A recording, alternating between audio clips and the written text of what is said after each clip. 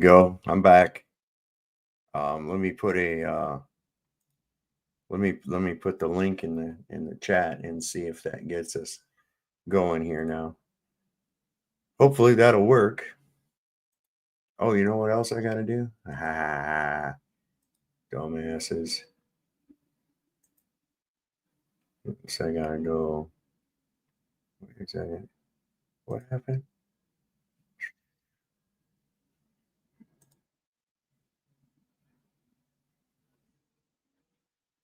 There we go. Okay. Turn that off. And change the thumbnail.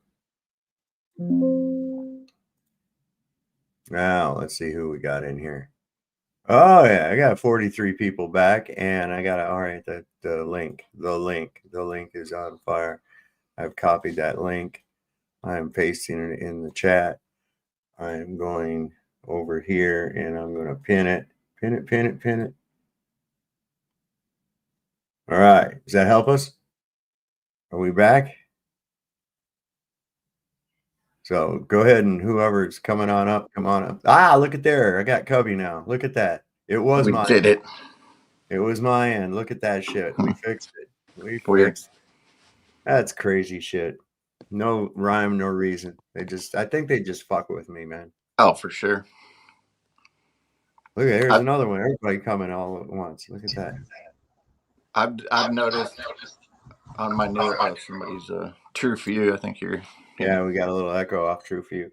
But yeah, like I've noticed, like on my newer TV, which I really didn't want to buy, but I got anyway. My older TV doesn't do this, so I know it's the newer TV. But like certain channels that I watch on YouTube, they'll like somebody. Hey, True For You, we get a lot of background noise off you, man. My bad. Yeah, that's all right. But like every fifth word, you know, if I'm watching Jimmy Dore, like you were talking about earlier, or something like that, like every fifth word, it'll block out. Like it just acts weird. I videotaped it. I got a little. I should make a short out of it. It ain't just him. It's anybody that you would think, like you. They do it to you on YouTube and stuff. But it's always it's on my newer TV, my brand new TV, because it's got that AI smart technology, right? Yeah, listen, we got to revolt against that. But we got to revolt against that shit. That stuff's going to be the end of us, man. Yeah, I know. That, and then I showed you that one time when you pull it up only on that TV, you pull it up. It's like inappropriate for some viewers, you know, click if you want to proceed. It's like, yeah, okay. But it just detracts any new users from coming to watch it. You know, it's not really for people like me, because of course I'll bypass that. But it's this nanny governance, you know, this protection, always under the guise of protecting you from some dumb shit, you know. Yeah. And you weren't in any danger. You know, the ones that supposedly are protecting you are the ones you got to be watching out for the worst. That's the fucked up part about it. Oh, listen, I found a menage of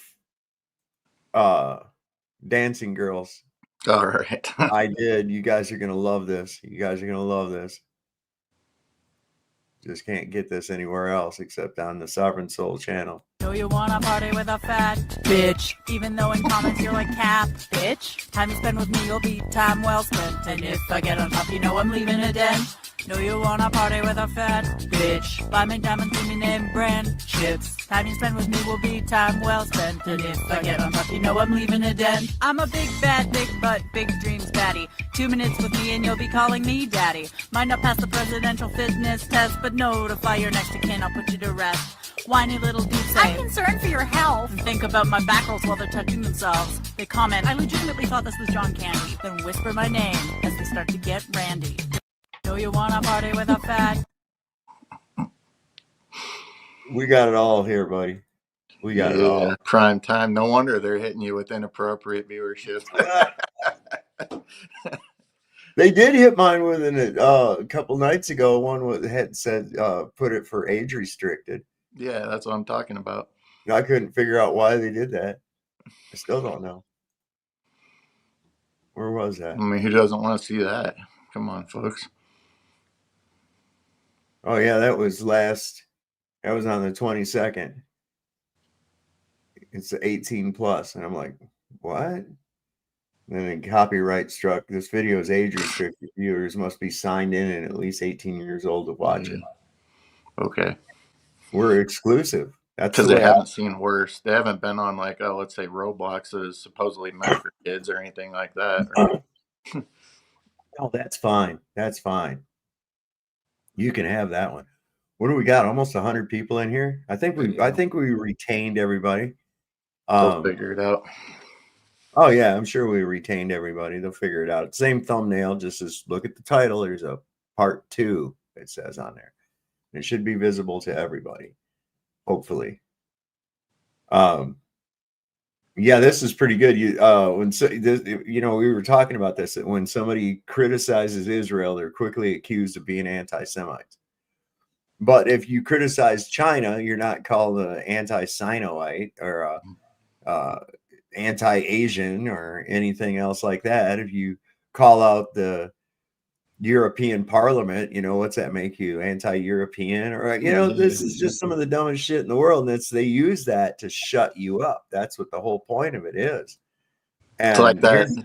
It's like that X post you showed a couple nights ago with that guy that said all Mexicans should be deported, all Asians should be deported, all Israelis should be deported. Post on. That one says, "Oh, this one's been blocked. You can't." Yeah. Nobody say that. Don't say that about the little beanie people. Perfect litmus us. The beanie people rule supreme. That's how this shit works. We lost True Few. What happened?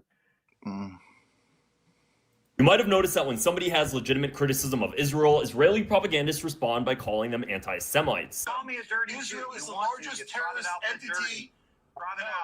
Nobody said that. You're the only one who says it. You're the sick. You just hate Jews. I will not. No, I don't hate Jews. Then what? I live in the West. I hate disgusting. They live in the propaganda. Now, I can't say for certain why Emily Austin and Randy Fine do that, but what I can show you is what a former Israeli Mossad officer had to say about quickly labeling people who criticize Israel as anti-Semites. It makes a lot of noise and you can't get rid of them. So what you do is you get in touch with a guy in the station in New York or in the station in Washington. You say, tell the guys at B'nai B'rith to label them. And of course the campaign starts, and before you know it, the guy's labeled. And he's an anti-Semite. Because that's what we say he is. And that's one stain you cannot wash. Now, it shames me as a Jew to tell you that. But that's the fact. And it's wrong.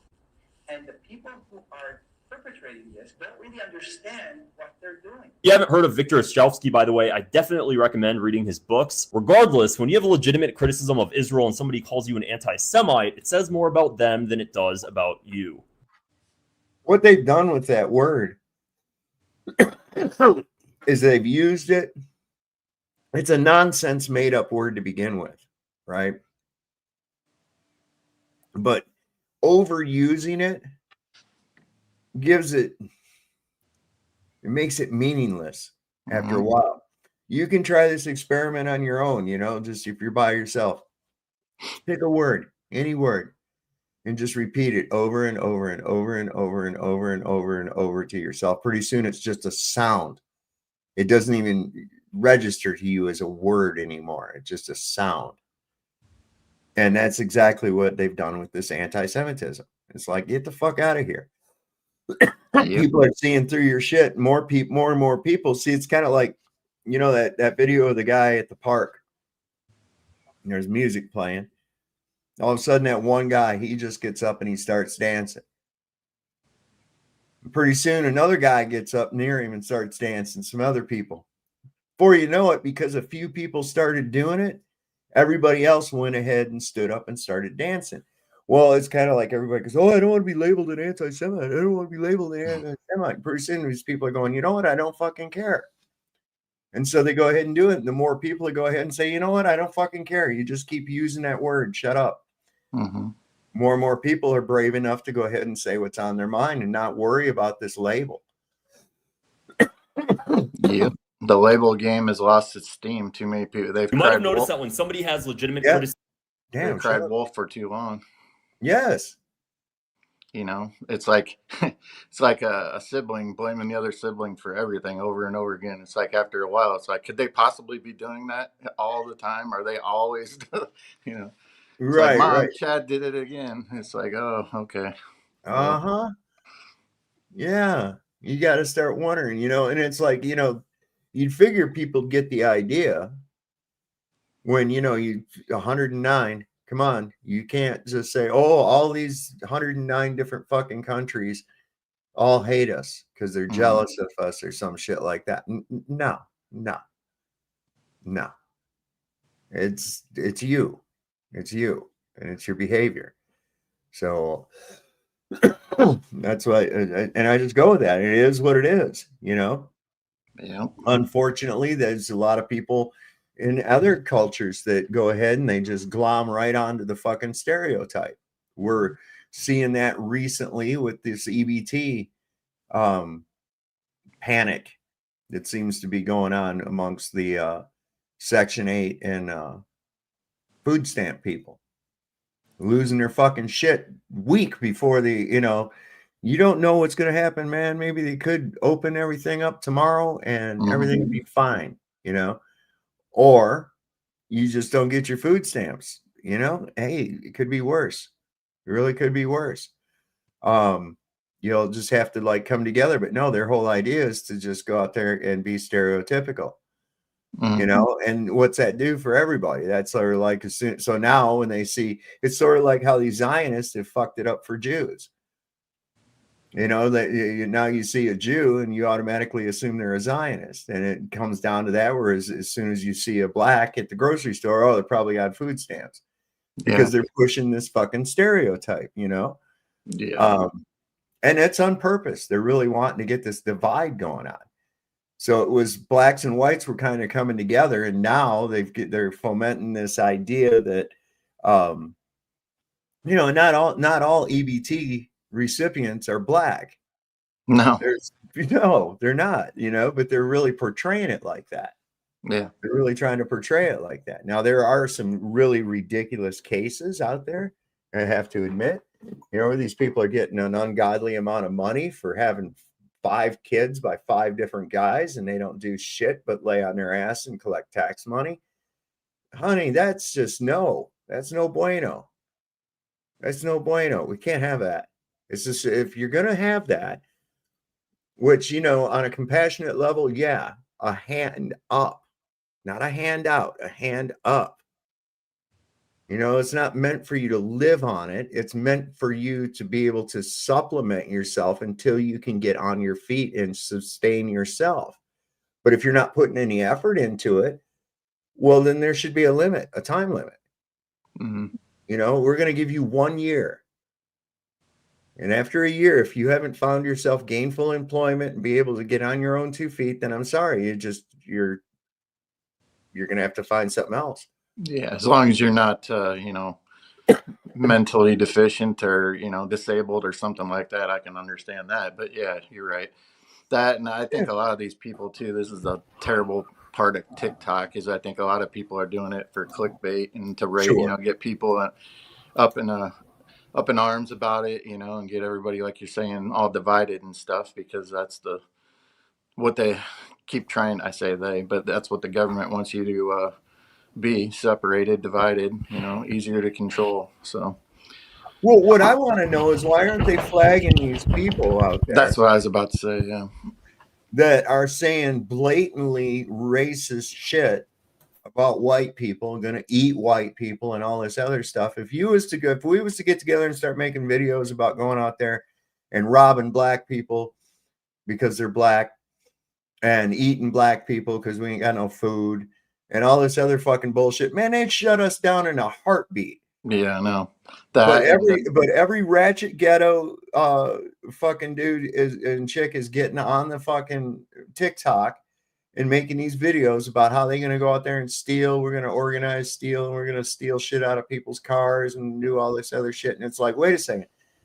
That seems like that's a lot of effort. If you've got that much energy, why don't you go get a fucking job? Yeah. There's that, and the fact that, they're going on TikTok, whoever it is going on TikTok and admitting their crime, supposedly, and inciting a real riot, if that's what they're trying to do too. They don't get flagged or banned or anything. But if you talk about flat Earth, by God, you're flagged and banned for something that is minuscule as that. As an Right. idea. We'll see. Unless it's a narrative that the control system is put out there for you to glom onto, they don't want you talking about it. And I tell you what, that's the biggest danger about flat Earth is that I believe it is the keystone fucking Jenga tile in the whole Jenga tower of deceit. Because once you pull that fucking tile, everything else starts falling down. It's the bottom corner. Yeah, man. Yeah, It's man. the bottom corner. That's it. I'm gonna start robbing and taking Tylenol if I don't Might get as well. my. Yeah, there you go. That one dumb woman that went and she started doing the ate a bunch of Tylenol because Donald Trump announced that they'd found that it contributes to autism. She ended up in the fucking hospital in intensive care. Her kidneys shut down, man. She sure showed him. Yeah, she really showed old Donald Trump, I'll tell you. I think overall, a few idiots might do this, but overall, I don't think a lot of people. It's just like I was saying last night about the when Trump was talking about bringing the military into Chicago. It's like, oh, all the gangs are going to fight back. Did one single gang fight back? No, Not a single one. It's all a bunch of bahooey, as you like to say. Yeah, bahooey. Fucking bullshit. Well, there's something planned, I guess, for the 5th of November. That's a significant date. Yes, it is. It's Guy Fawkes Day. Yeah. And they're going to be doing some kind of a protest on that Another day. one. Listen up. Remember the 5th of November. Democrats are preparing to surround the White House on November the 5th with millions of protesters demanding Trump's removal of power.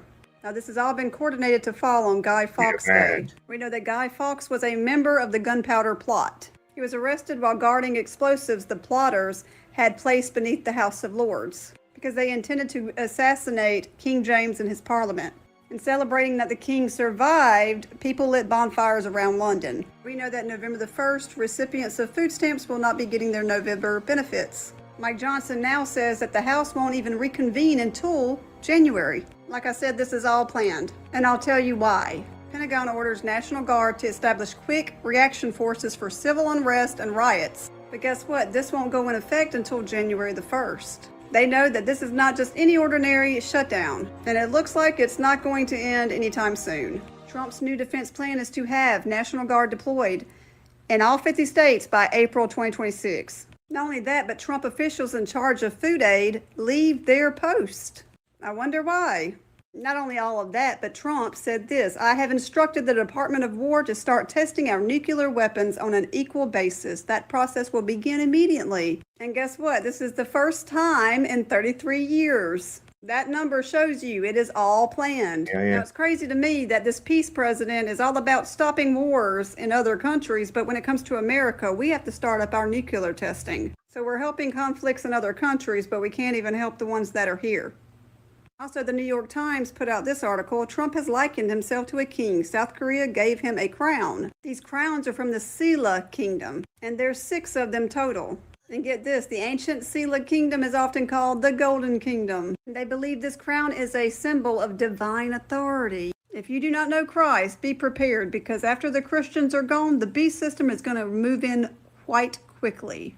They are trying to cause as much civil unrest as they possibly can. And it looks like they're going to get what they want, because a lot of people are going to be angry soon. Once that happens, guess what? Martial law comes into effect because they need order. Then they're going to implement a surveillance state. Here comes Palantir. They have everything lined up for this perfectly. So many people idolize this man so much they are blinded to what is going on. Yeah. But the gates of hell will not prevail because we have victory in Christ. And if you do not have a relationship with Jesus Christ, you need to get one soon, like now, because this is the perfect opportunity for the beast system to come. Digital IDs are already being implemented. We already have 1 state in the U.S. that are implementing them.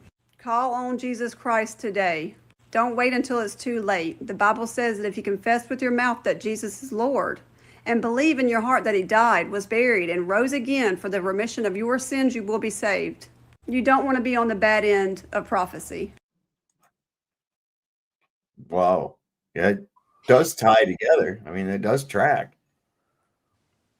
You know? They'll be like, give us a DNA sample when you go get your license.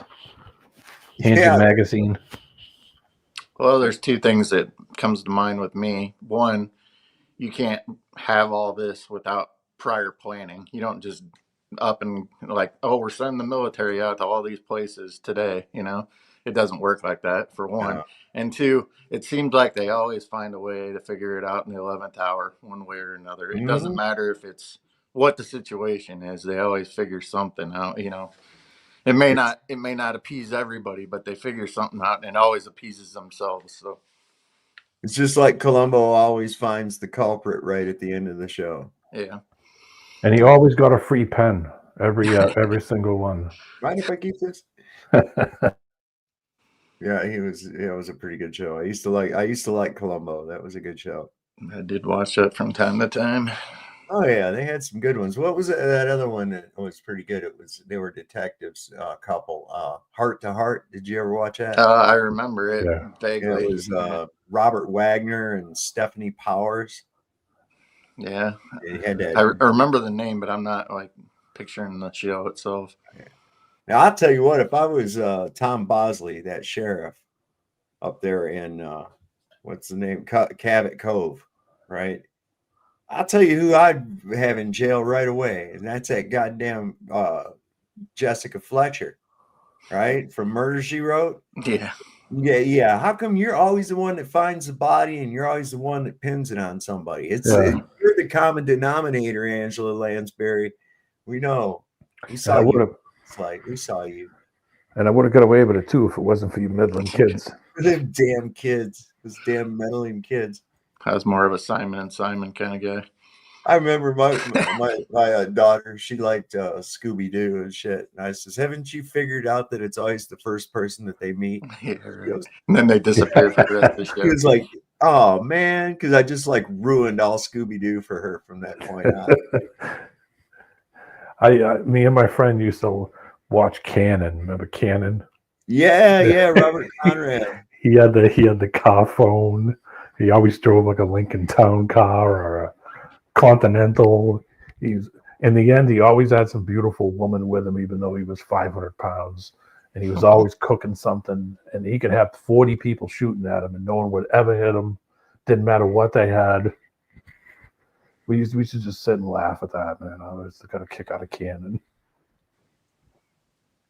Oh yeah. This movie that the guy at work gave me to take home and watch. It's called Wonderland. I was telling you about it last night.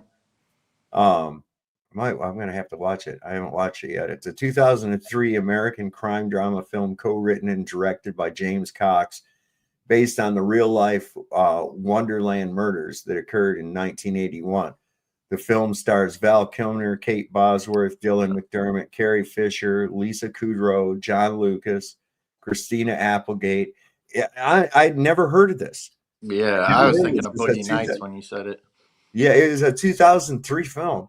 Yeah. The Kilmer plays the role of John Holmes, a famous porn film star and suspected accomplice in 4 grisly murders committed in a house at 8763 Wonderland Avenue in the Laurel Canyon section of Los Angeles. There again, there's Laurel Canyon.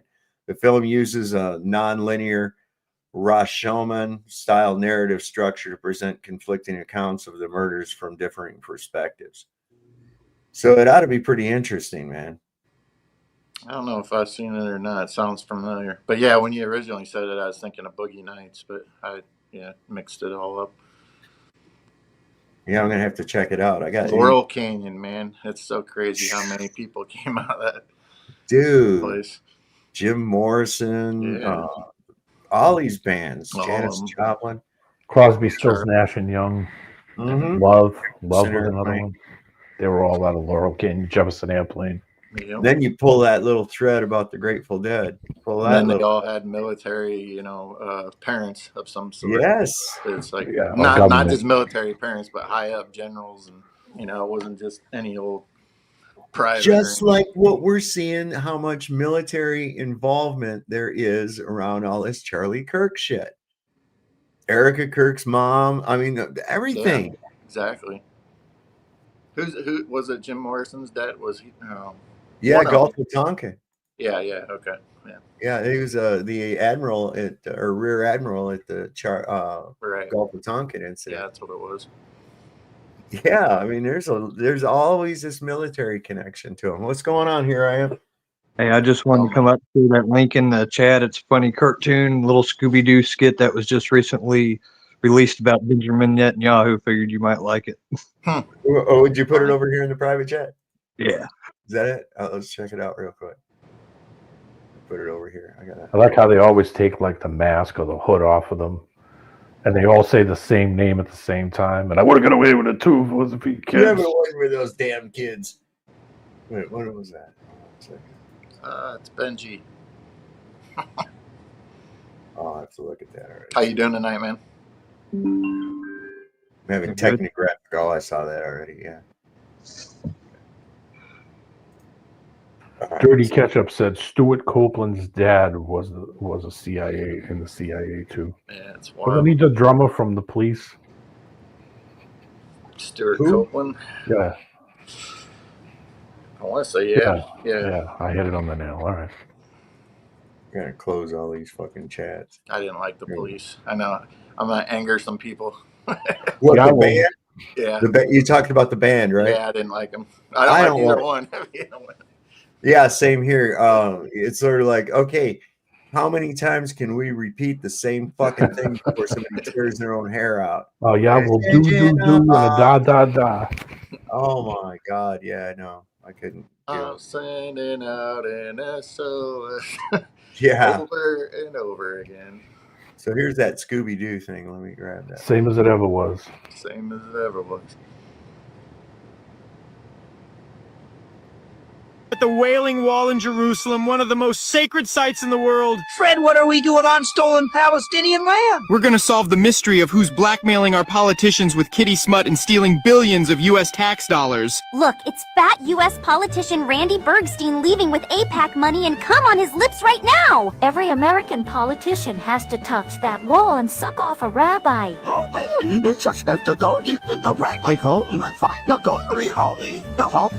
Let's split up and search for clues. Scooby-Doo and Shlomo, take this cyanide-laced Scooby snack. Velma and Daphne, come with me to the glory hole. I think these stained mattress mean we're deep in the rabbi hole. Look at the hands rubbing together through that hole. Get 'em! You'll never catch me. Great catch, Fred. Now let's see who's behind the mask. The Jews did it. It's Benjamin Netanyahu. I would have gotten away with it too if it wasn't for you noticing Goyim. Gang, here. That's brutal. Oh boy, that'll get you struck. Yeah, probably. It's for educational purposes only. Yeah. Just for entertainment purposes. It's Yeah, just there you go. Easy to Cover know. it. Don't lose your fucking minds. That was good. You remember Newgrounds.com back in the day? People made homemade cartoons like that and posted them all the time. I used to sit there and watch through them. Good Lord, that's Why? YTMND back in the day did the same thing. They'd make shorts that were like that. But see, I don't understand that because all those characters looked like they was Jewish too. So it was like Jew on Jew violence, I guess. I don't know. She must be going to auction soon. Who, this Nose one? ring. Yeah, she's got her ring in. Yeah. That is so off-putting to me. It's so stupid. And the eyebrow thing, I'm not much on that anyway. Look, the ear's good. Okay. I don't mind a pierced ear. That's cool. Stop trying to stick shit through different parts of your body that don't need it. What the fuck is that? How do you blow your nose? And chicks are getting way too much ink. You know? Yeah, it looks bad. It does. It does. I'm sorry. It's just, I mean, a And it's couple. not even like the inky ones. It's like they're the worst looking black tattoos you would see from like a county jail. Yes. You got the one that says love and hate across the knuckles. It's always a good one. It's America. Israel's Supreme Court has once again ruled to bar foreign journalists from entering the Gaza Strip because they don't want you to hear the extent of their barbaric genocide there from a white face. Because they know that this level of destruction is unjustifiable, that this very clearly has nothing to do with Israeli security or the safety of Jewish people or democracy or whatever other bullshit they concoct to distract us from the reality that Israel is an illegitimate criminal state which occupies the land of historic Palestine and what remains of the Palestinian people on their land that haven't been massacred or displaced from Israel's ongoing ethnic cleansing campaigns. The creator awards from this video go to a family trapped in the Gaza Strip, so please don't just like and leave the video. The longer you watch and the more you engage, the more I'll be able to donate to Ahmed and his family. So search corduroy bell-bottoms up in the search bar and leave me a comment as if I'm showing you some really cute corduroy bell-bottoms that you really want to buy. Ask me about sizing. It's all right. We don't care about them. Say what? I got my corduroy suit on right now. Whistle britches. That's what my grandpa used to call them. Whistle britches. Get your whistle britches on. I used to like corduroy, but I don't know if I'd go wearing them these days. Yeah, I don't think they're in style. I have a jacket, a corduroy jacket I wear sometimes. That's got not the as bad as on the bottom. sleeves and shit. Yeah. It's so 80s. It's so who was that guy that you saw? He's the fuck is that actor's name?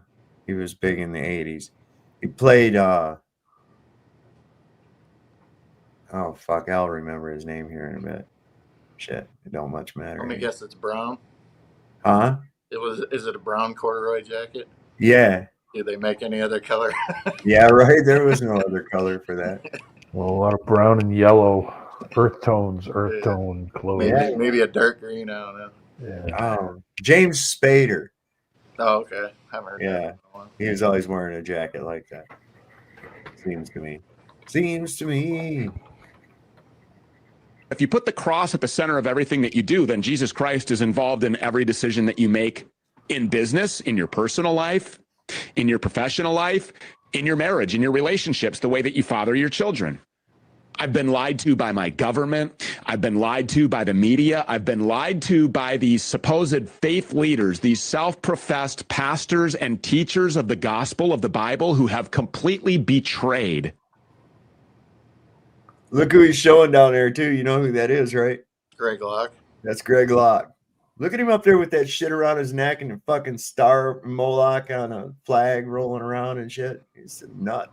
Their congregations, their parishioners, well-intended, good-hearted Christians. And they've positioned themselves, when you think back about the church that you went to, for me, I went to a few of them growing up. My father was Lutheran. Dave was Lutheran, still is.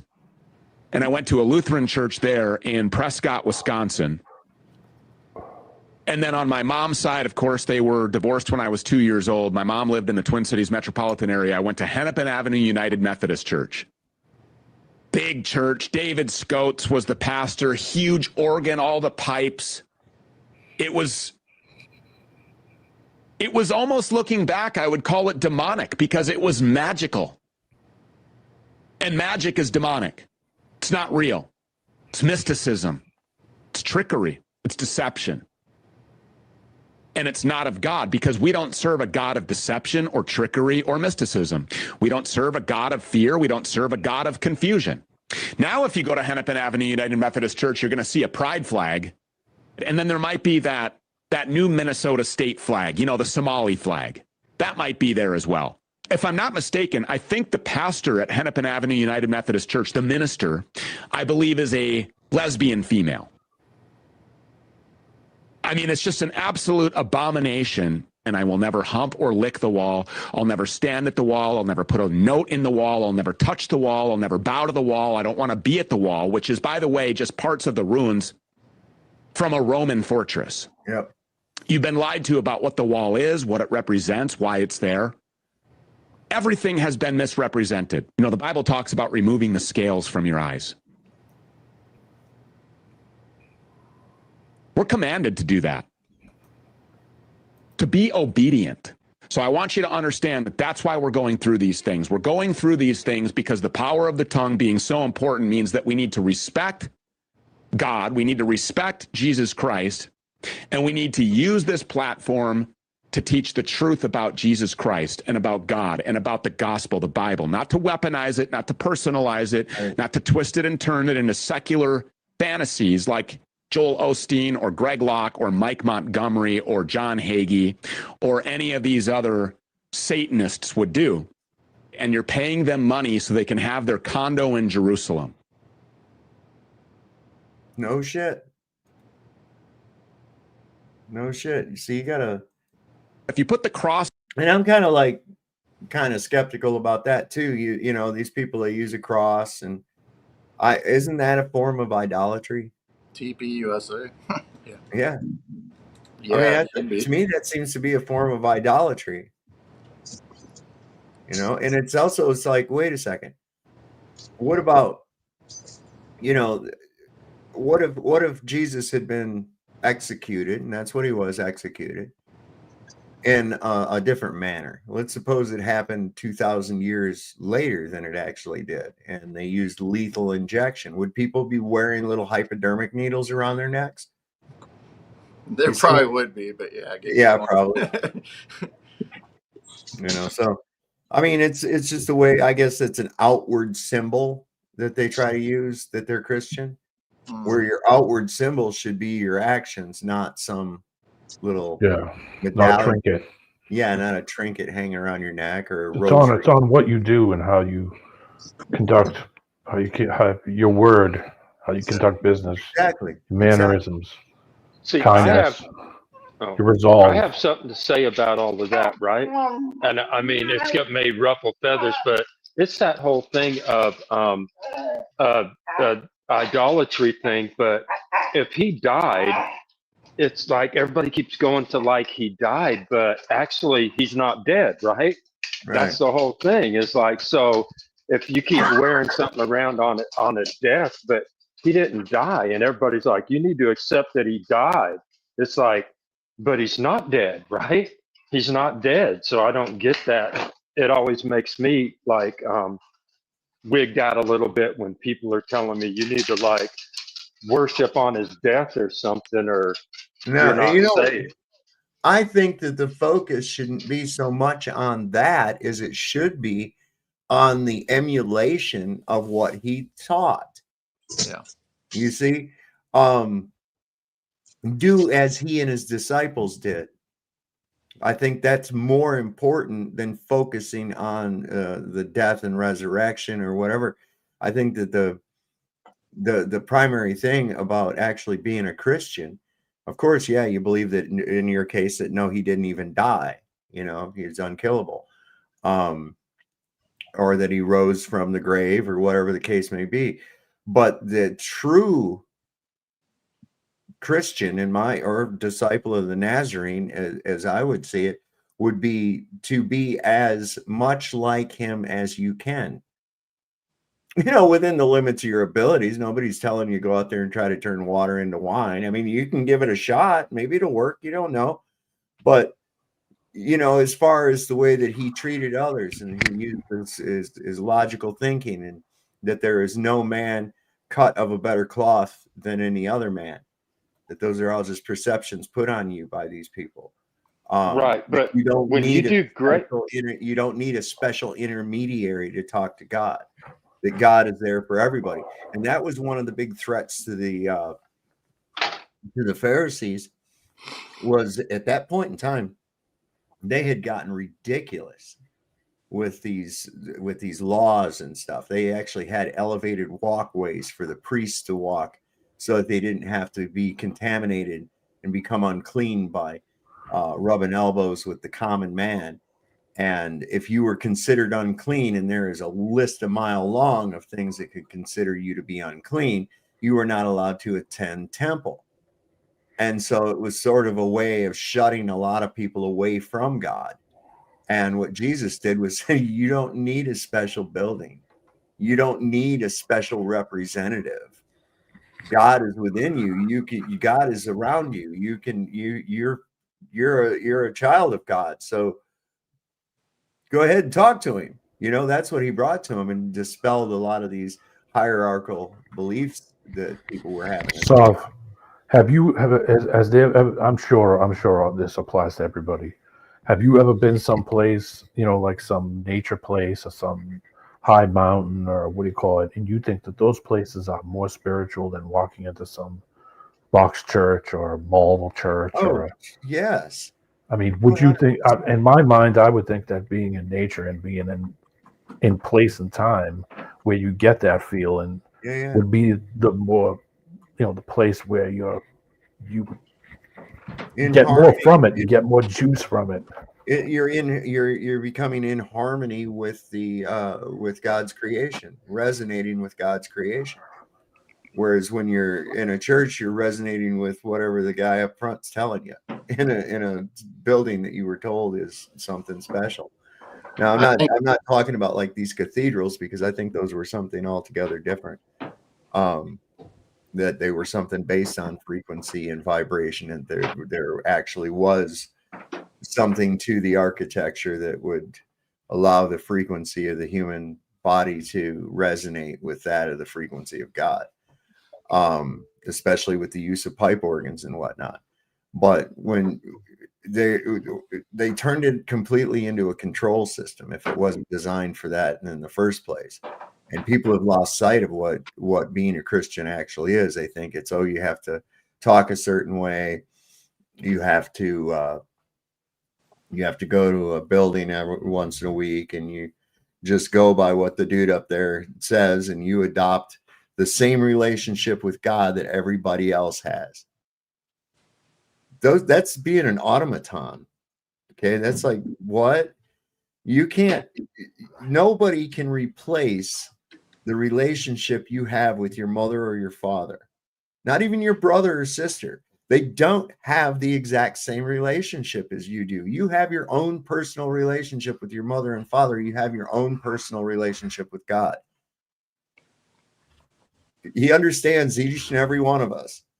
You don't have to speak in Elizabethan English for God to hear your prayers. You just have to have the earnestness, the belief that it's already come to fruition, and the gratitude that accompanies that prayer having been answered.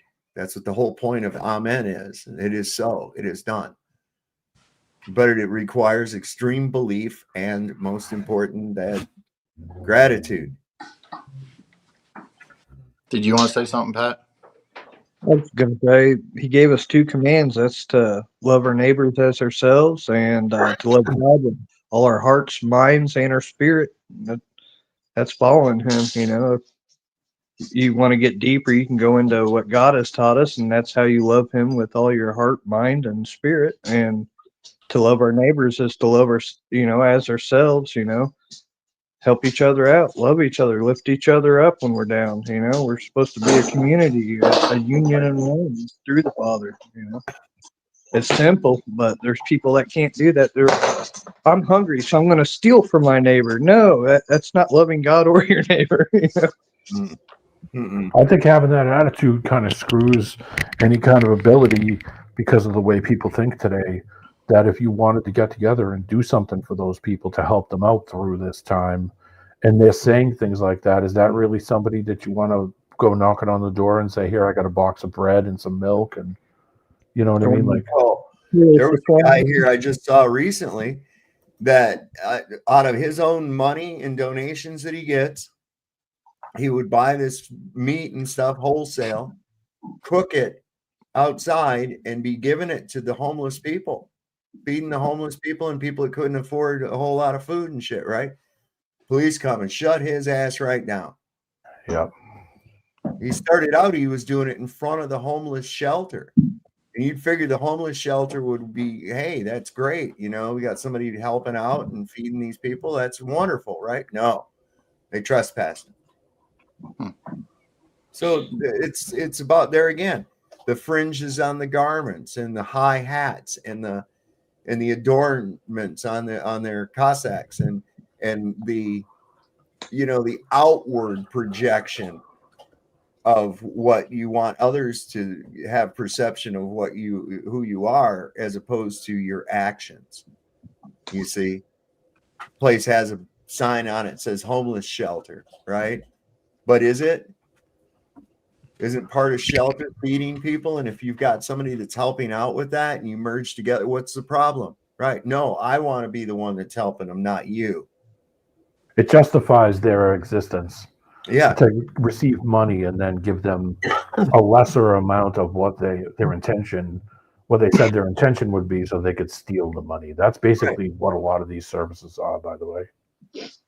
Going back a little bit, I would say that that Jesus was delivered to spread the message of God, right? And I just want to keep it simple. He would, so I think that he would want us to do the same, not necessarily look at how he died or whatever, but to spread the word, for everybody to spread the word. And whether you believe that or not, that's up to you. Like you were saying, each person has their own special relationship with the Lord, or they don't. But one thing I've always said, and there's been instances in my life, is that I've given up on God, but God's never given up on me. So whether you believe in him or not, he's always there if you want him. That's how I take it. But each person has their own feelings on that. I understand. So I don't, look at anybody or judge anybody on how they have their relationship or don't have their relationship with the Lord. So it's through our works, our actions. Well, the thing is that there's a lot of spiritually corrupted people that don't even know that they're spiritually corrupted, because they've gone through their whole life not knowing that they're a spirit that has a body, that they're a soul that has a body. They've been immersed into this materialistic aspect of the world. They're of the world and not just in the world. And that makes you lose sight of what's really important really quick to be going into that. But then you've got, you've got these people we were mentioning that if somebody's down, then these people want to kick them and they get joy out of it. And there's just some really evil people around. And I believe that they're demonically influenced. I believe that there's a lot of people that are demonically influenced, and even more now than there has ever been. I really do. Yeah, I definitely believe in demons. Did you ever hear of a guy named Jerry Marzinski? Sounds familiar. He was working with schizophrenics for like 40 years. Sounds and familiar. he says it's not chemical imbalance, man. It's demons. Most likely, yeah. I believe that 100%. I think chemical imbalance and all that stuff is just a scapegoat for people that act a certain way, or When they say that that's a chemical imbalance, do they ever do a fucking test to see which chemical it is? How would you do a test of it? Exactly. No. First thing they do is prescribe the fucking SSRIs. Yeah. They haven't done any fucking tests. They say, "Oh, your brain chemistry's out of balance." Okay, by how much, and what do we have to add to it? Well, we'll just give you this pill right here and hope for the best. It's either going to be too much or not enough. We'll see. What? I think it sends it even more out of balance if you do take it. I don't think it helps anything. It just makes it worse. Compounds the problem. And then these people, it cracks me up. I saw a commercial here recently, where they came out with some medication. And most of the time, it's like, what the fuck is that for? I joke with the wife. I'm like, get the list. Because they always time saying, be sure and ask your doctor about such and such. I'm like, fuck, I got this list. I haven't been to the doctor in years. And I got this huge fucking list of medications, some of which has been banned by the FDA since then. But I have to ask my doctor about it. Yeah. Some of them blood thinners too, man. That gave my grandpa a heck of a time. He went to the hospital over him quite a few times. Yeah, there's alternatives. There's alternatives. Yeah. Oh, there definitely is. I noticed in those commercials that the part that they're telling you about the medication itself is actually shorter than the end of it when they're telling you all the things that problems it might cause. Is twice as long. Oh, I know. Well, like I was saying, what it was was a booster for your antidepressant. So if your antidepressant wasn't doing the trick, this was a booster to help it give more of a kick or whatever, right? And as they're listing off all the horrible side effects, one of them was depression. I know, yeah. For depression medicine. Suicide or depression. Well, there we go. That's what we want, medicine wasn't meant to be taken forever. No, it's not medicine. If it's exactly. It's just to try to solve. Well, No, the it's to idea create is that customers. Just to yeah. keep, Well, for pharma to continue to create a customer base. The idea is to get you to take it in the long term until it doesn't work anymore, and then you say, "Oh, well, and go back and get another one." But it's just the most medications to solve symptoms doesn't fix the problem. It just takes the symptoms of the problem away. It doesn't fix them at all. Generally, they just come back out with the same thing and rename it something else. That's why they got 50,000 different names. But the last 4 letters in it are always the same. Yeah. Watch some videos on placebo tests, and you'll see that some people respond to nothing at all. Just telling them that this will fix it, takes away the symptom. It's in a lot of people. It's in their mind. Well, Marge, it appears, due to modern science, that the reason that you're fat and diabetic is because your Gila Monster venom levels are low. So here in Ozempic is no. How does that Gila fix your Monster drive? How does that fix you? You can lose. Okay, you can take Ozempic and lose all that weight, whatever. How does that fix your drive? How does that fix your mentality? You ain't gonna fix you from stop being lazy, because that's where it got you. That's how you got that way in the first place, is laziness, in my opinion. I could be wrong. I know genetically some people are disposed to that, maybe, but my wife's cousin is on that, and she's lost a bunch of weight. She looks like shit. Yeah, and that's what she eats is just shit. But because she's got her lizard venom levels up now, so I guess she could just not worry about it. Except her eyesight's starting to go. So, yeah, that's all right. They got another coming up. Man, I don't know. I didn't realize how bad that people abuse, and that's being abused, by the way, too. There's a whole black market for that also, where people are getting 5 and 6 times the amounts and getting them, in the black market. When I saw the Ozzy Osbourne funeral, I saw his wife and all the daughters, and they all looked like they were ready to just fall over. Oh, man. Looked so bad. Between that and plastic surgery, they look like anorexics. That's what they look like. Oh, man. I mean, like skin and bones. Like demon worshippers and shit. But I don't understand just being healthy and being you. I don't understand, the whole idea that, oh no, I need to look like I'm, like I have bird bones and a wind could blow me over. Right. Is it like that's when it got me all the time? I said, oh yeah, they're big boned. I said, their bone ain't no bigger than anybody else's fucking bones, man. That's fat. Come on. Oh man, people get mad at me for saying that. The funny part was that doctor used to say to me, well, you're overweight. And I'd say, well, what's my blood pressure? And he'd test everything and everything would be perfect. I said, leave it be. My uncle was big. I'm big. Ken Rotman said Erica recovered quickly from Charlie's death. Did you see her at Ole Miss? Yeah, I just watched that before with those this. Fucking skin tight leather pants on. Yeah. Just single and ready to mingle. Oh yeah, she's trolling for some penis. That's what's practicing her tears before she went up there. Yeah, and I think that was just a rumor that she was pregnant, because there ain't no way she'd been this monetized. No, not those things. She'd have birthed that thing with those pants on. I'll tell you what. Yeah, I've been at this for. Anyway, this doctor, he determined that it's not a chemical imbalance. Bearded clam dip. Oh, sorry. Yeah. Oh God. Look at that faux leather camel toe. Yeah, I've been at this for over 40 years, working with psychiatrists, studying the voices that schizophrenics hear, that the psychiatric mafia insists are hallucinations, and they're not. Once you really start looking into them, they run very specific, very predictable patterns, and something like 23 of them. And I can go down them real quickly. They're, anybody working in the field can see this for themselves. They don't need any highfalutin lab equipment or where they psychiatry. It wasn't psychiatry who came up with the chemical imbalance garbage. That was Eli Lilly back in the 70s when they came up with the chemical imbalance theory, because they had no explanation for what the voices were or what caused them. They had no idea. They still have no idea. But so they keep from looking like fools. They had to make up some cause. So they started with mothers. They blamed it on mothers. Then they blamed it on genetics, and they couldn't find anything on genetics. They couldn't find anything with mothers.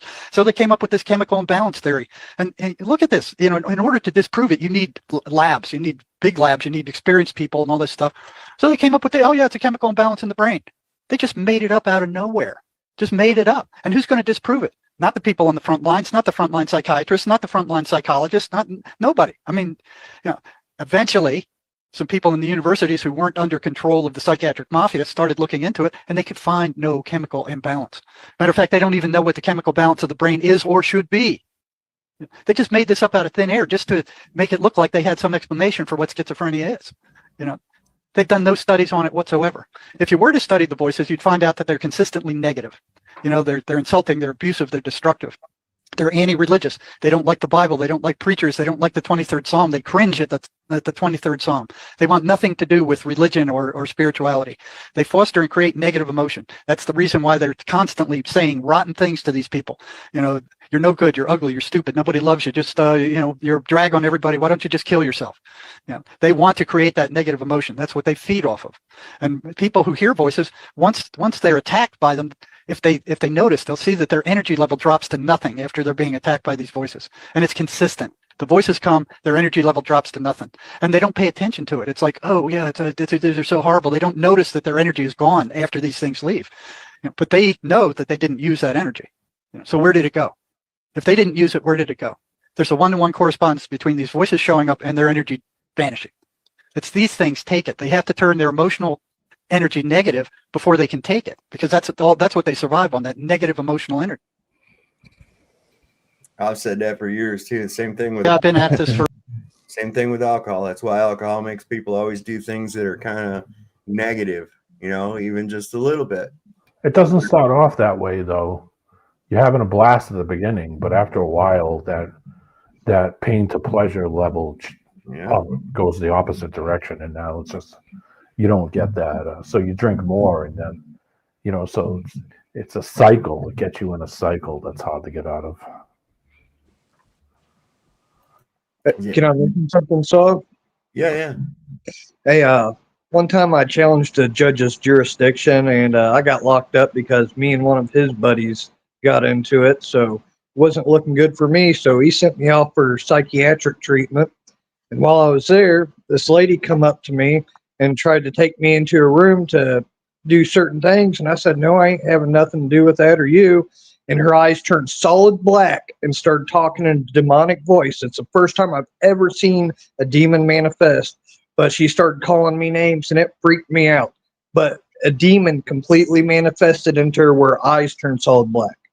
So that was at a state hospital. And after that, I was like, yeah, these people are demon possessed. And that's true. What he came to, they are. But on that note, I was going to jump off and go back in the chat.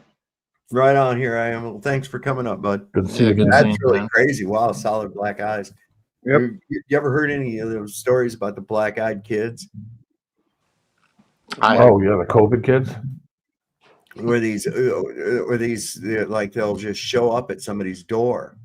They got like solid black eyes, and they'll speak real funny, like they say they keep wanting to come in. And anybody that lets them in, then some bad shit happens to them. They'll look and the kids are gone, and then something bad will happen. Yeah, just look up black-eyed children. Sure, I wasn't the Jehovah's. Yeah, no, they'll come like a third hour.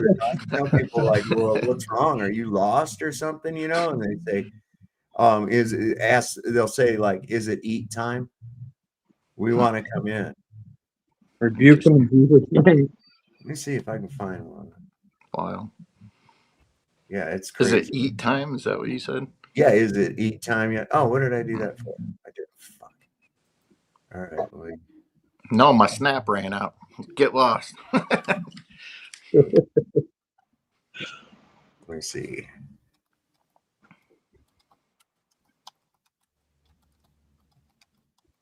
Black-eyed children. Black-eyed peas. Yeah, that's an hour.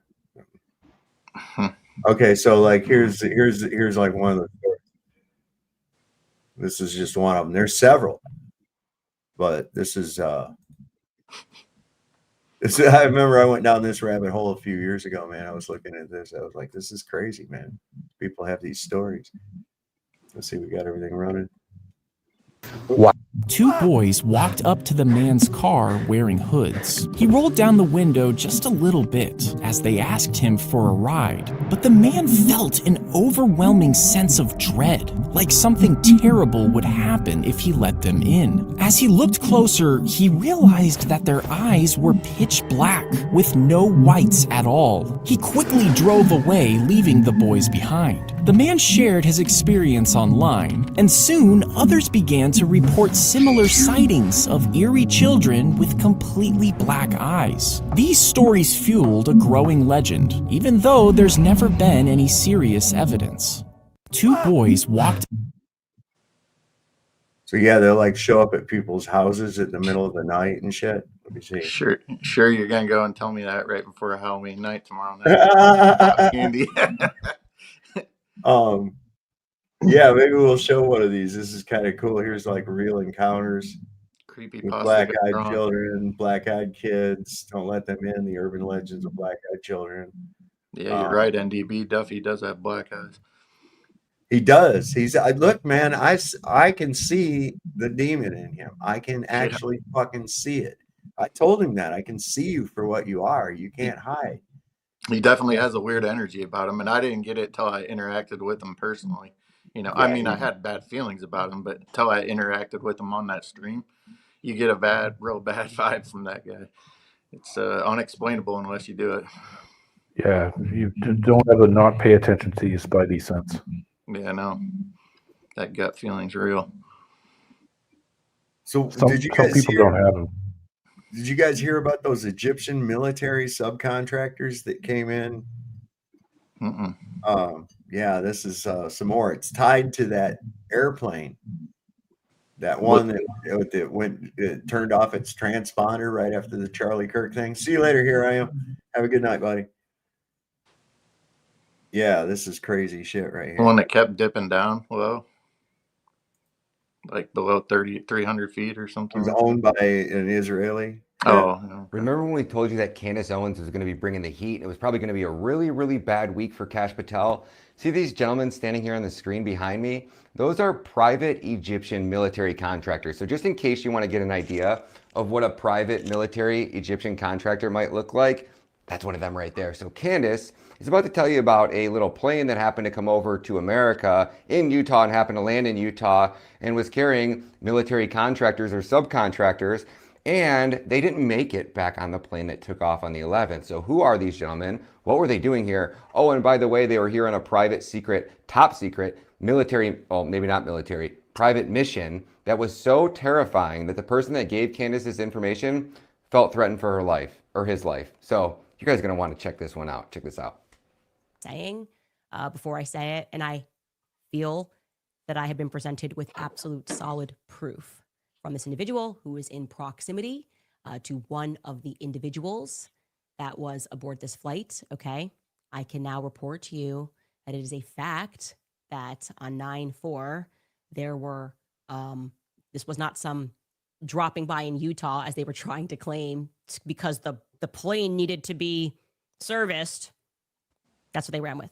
They ran with, this could have been a routine servicing. I guess there's just no place from Egypt all the way to Utah that an Egyptian military plane can like get a tire changed. This is totally routine. Nothing you see here. Well, I'm telling you that for a fact, that plane was carrying military subcontractors. And for a fact, they were dropped off in Provo. Okay. And that they did not make it back to Cairo. I showed you the plane left. They left on September 10th. It then laid over in Wilmington, Delaware, and departed back for Cairo on the 11th. I am telling you that when that plane left, okay, those people were mysteriously missing from that plane, okay? What's going on here?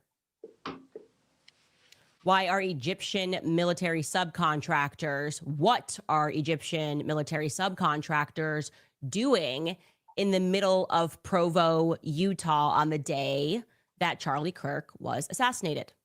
Okay. Again, I am saying as a fact, Kash Patel, please feel free to dispute this. In fact, I almost demand that you dispute it. I think you must. You've been saying everybody's conspiracy theorists. These conspiracies are dangerous. Thinking is dangerous.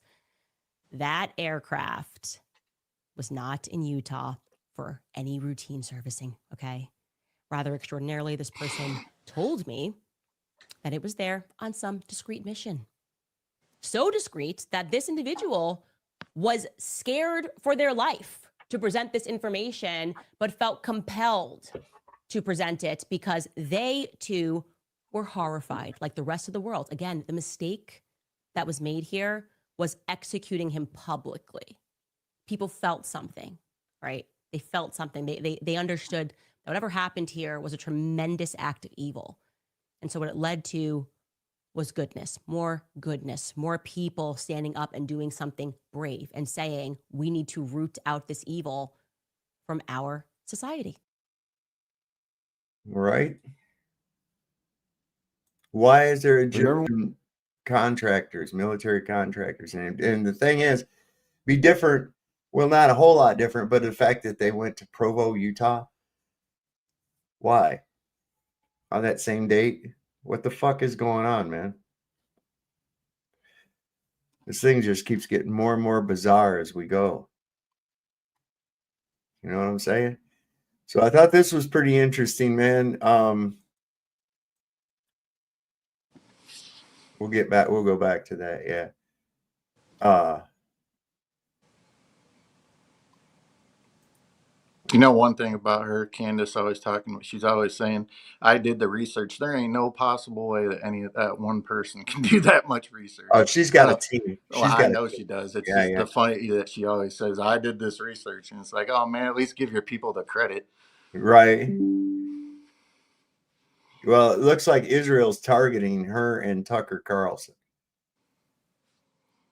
And we know that they're targeting them with their 7,000 club, you know, because I could, oh my God, these people going, nobody should watch Candace Owens. She is off the rails. And I'm like, she's been pretty much on point with about everything I've seen so far, man. The only people that seem like they're unhinged is the people that are fucking lying about this shit. I mean, at this point, if anybody that's actually really buying the FBI's official narrative on this fucking thing, and that this Tyler Robinson actually did all that shit, I'm sorry, you're retarded. I can't see. You're just going by a belief that was fed to you by somebody on the TV. That was it. You've not looked at all the fucking shit. There's just too much. Who'd I just lose now? RG, maybe. Oh man, I don't know. It might pop back up. Let me take a look. There's something down there. So is it raining today where you are? No, actually. Well, yeah, earlier it was, yeah. Yeah, it's raining here now. It's not it's supposed to be nice tomorrow, but I haven't heard anything about work. So if I haven't heard anything by this point in time, which I have not, there's no work tomorrow. So there he is. Yeah, it's which should be I'm hoping that the material will come in soon, because you know I want to go back and fucking work. It's hard though. Working on, son. Carport. Okay. Big old carport. This thing's beefy as shit too, man. Big old 16. Is it like an addition, or is it like just yeah, we're adding it onto the house. There was already a pavement there, you know. Gotcha. And so we set the posts and then ran all the joists, you know, we framed it in, and now we've got it under roof and paper. Now we got to do the underside. He's going to use finished plywood for the soffit underneath. And me, I just now are you in the northern climate? Is it cold? I'm in Virginia. I'm in the Shenandoah Valley in Virginia. It's 50 degrees right now outside. Not too bad. Not too bad, but that's about as cold as I like it. Any colder than that. But I'll tell you what, some of them mornings, and that Jeep of mine's got the fucking heater in it, boy. And I get there to the job site and I have to get out of that Jeep and it'll be cold out there. I'm like, oh fuck, man, just 5 more minutes in my Jeep. Just 5 more minutes.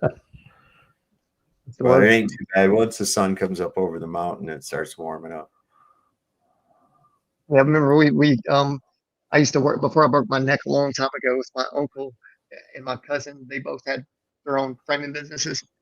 And dude, I hated the shit when it was freezing cold in your hands. Man, trying to hammer like and carry that lumber. My hands would be numb and shit.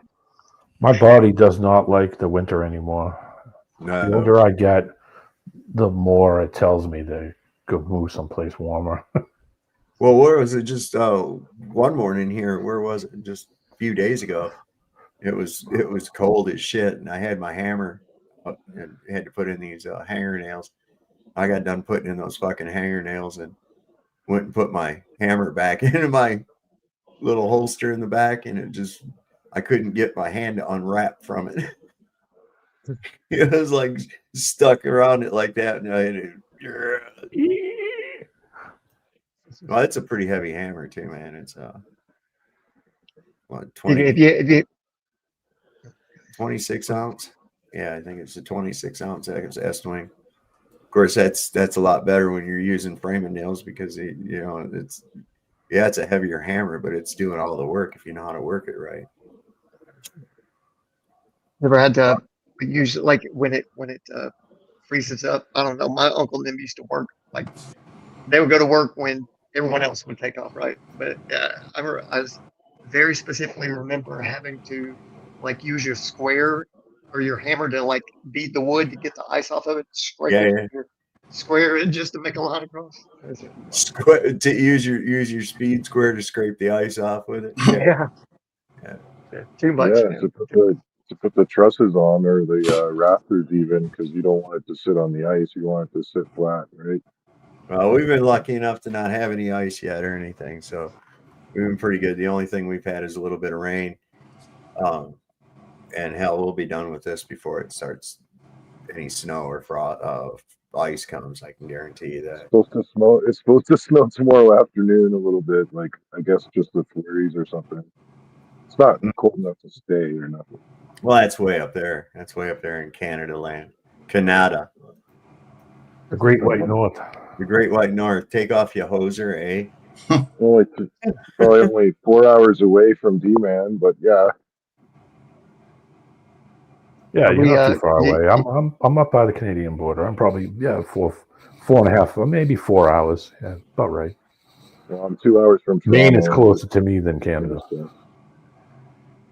Let me see. You guys heard anything about or anything more about Trump talking about making Canada the 51st state?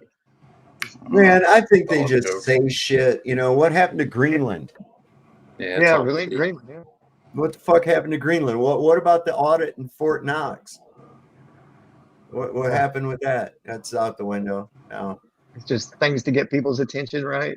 Yeah, you're probably right. And the one thing hardly anybody's talking about is the fucking like invasion force we've got sitting down there off of Venezuela. We're blowing fucking boats out of the ocean and shit that they're saying they're narco terrorist boats and shit. It's like, no, they're not. They're just fucking boats, man. And besides, those were Brazilian civilians that what are you doing? We are like a terrorist fucking state. We really are. We're horrible to the world. Yeah. And they're tightening down on us more and more too, the citizens. But I think they're going to try to either overthrow the place where you were just talking about, Sav. I think they're either going to try to overthrow him or get, put, or they're just going to kill him if he don't give up power. I think they're working towards that. That's the ultimate plan always, RG, regime change. Yeah. Yeah. No matter what country it is, haven't we seen this over and over and over again? Yeah, but it's always it's always to push some kind of narrative so that they have some kind of control over Yeah, the somewhere. Israeli narrative. Yeah, I mean that's I mean it's always the same thing, you know. Whenever you see that, it happened in the early '70s in Chile. They did the same thing. We meddled in that country. Yugoslavia, we meddled in that. We meddled in everything that had some kind of resource that we were going to steal or extort in some kind of Well, way. anybody that's ever said fucking no to the Americans has found out, has fucked around and found out. You know what I mean? Whether it's like Gaddafi or fucking Syria Yeah, oh yeah. 2000. We're like Darth Fucking, Vader in the fucking Empire. We're, Yeah, the America be like, what the fuck do you say? Right? Well, it's just the thing. we're big evil bullies on the whole world stage. We got smart in the '80s when we decided to not start just doing it out in the open, and they started to create these little splinter groups that they can point to and say, no, those are the guys that did it. It's the Muja, the Muja potato chips, and they're the ones that did it, and these groups and this one and that one.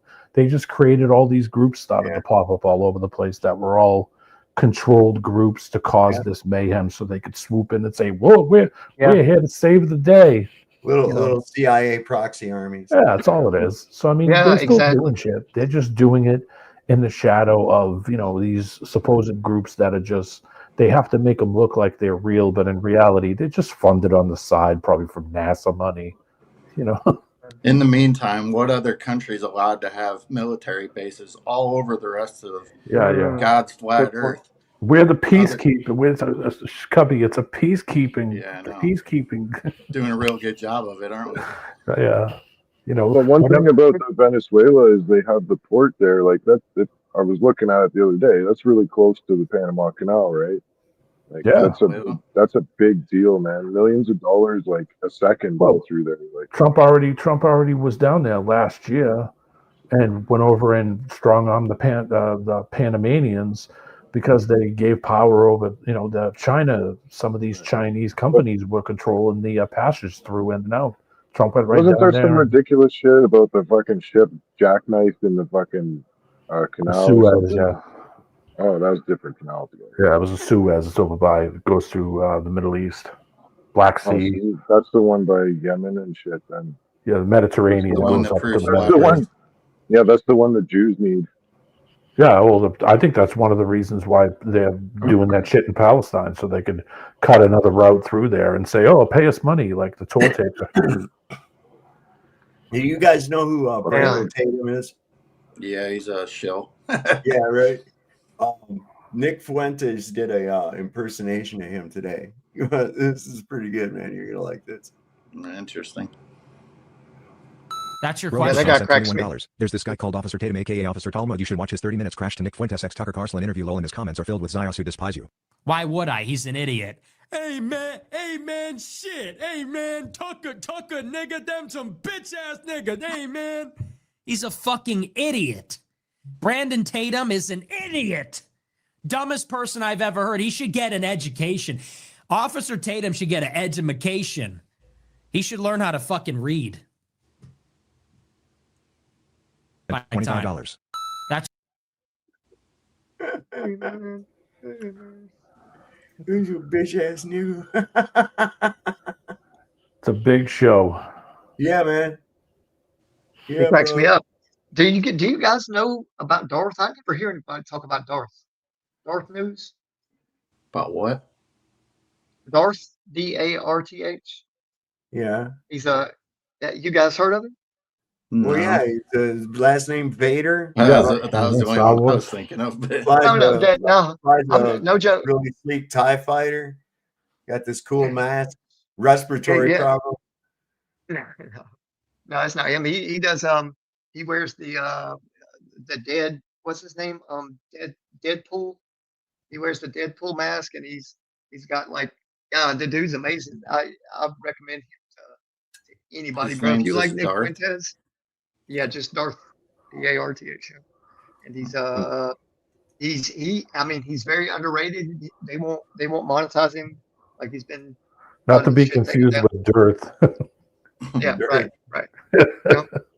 But yeah, Darth, he's And, I mean, and he talks about relevant shit, but he just does it in a very um productive manner that is entertaining, but it's just the cold hard facts, and he splices in like movie kind of clips and into his set and stuff.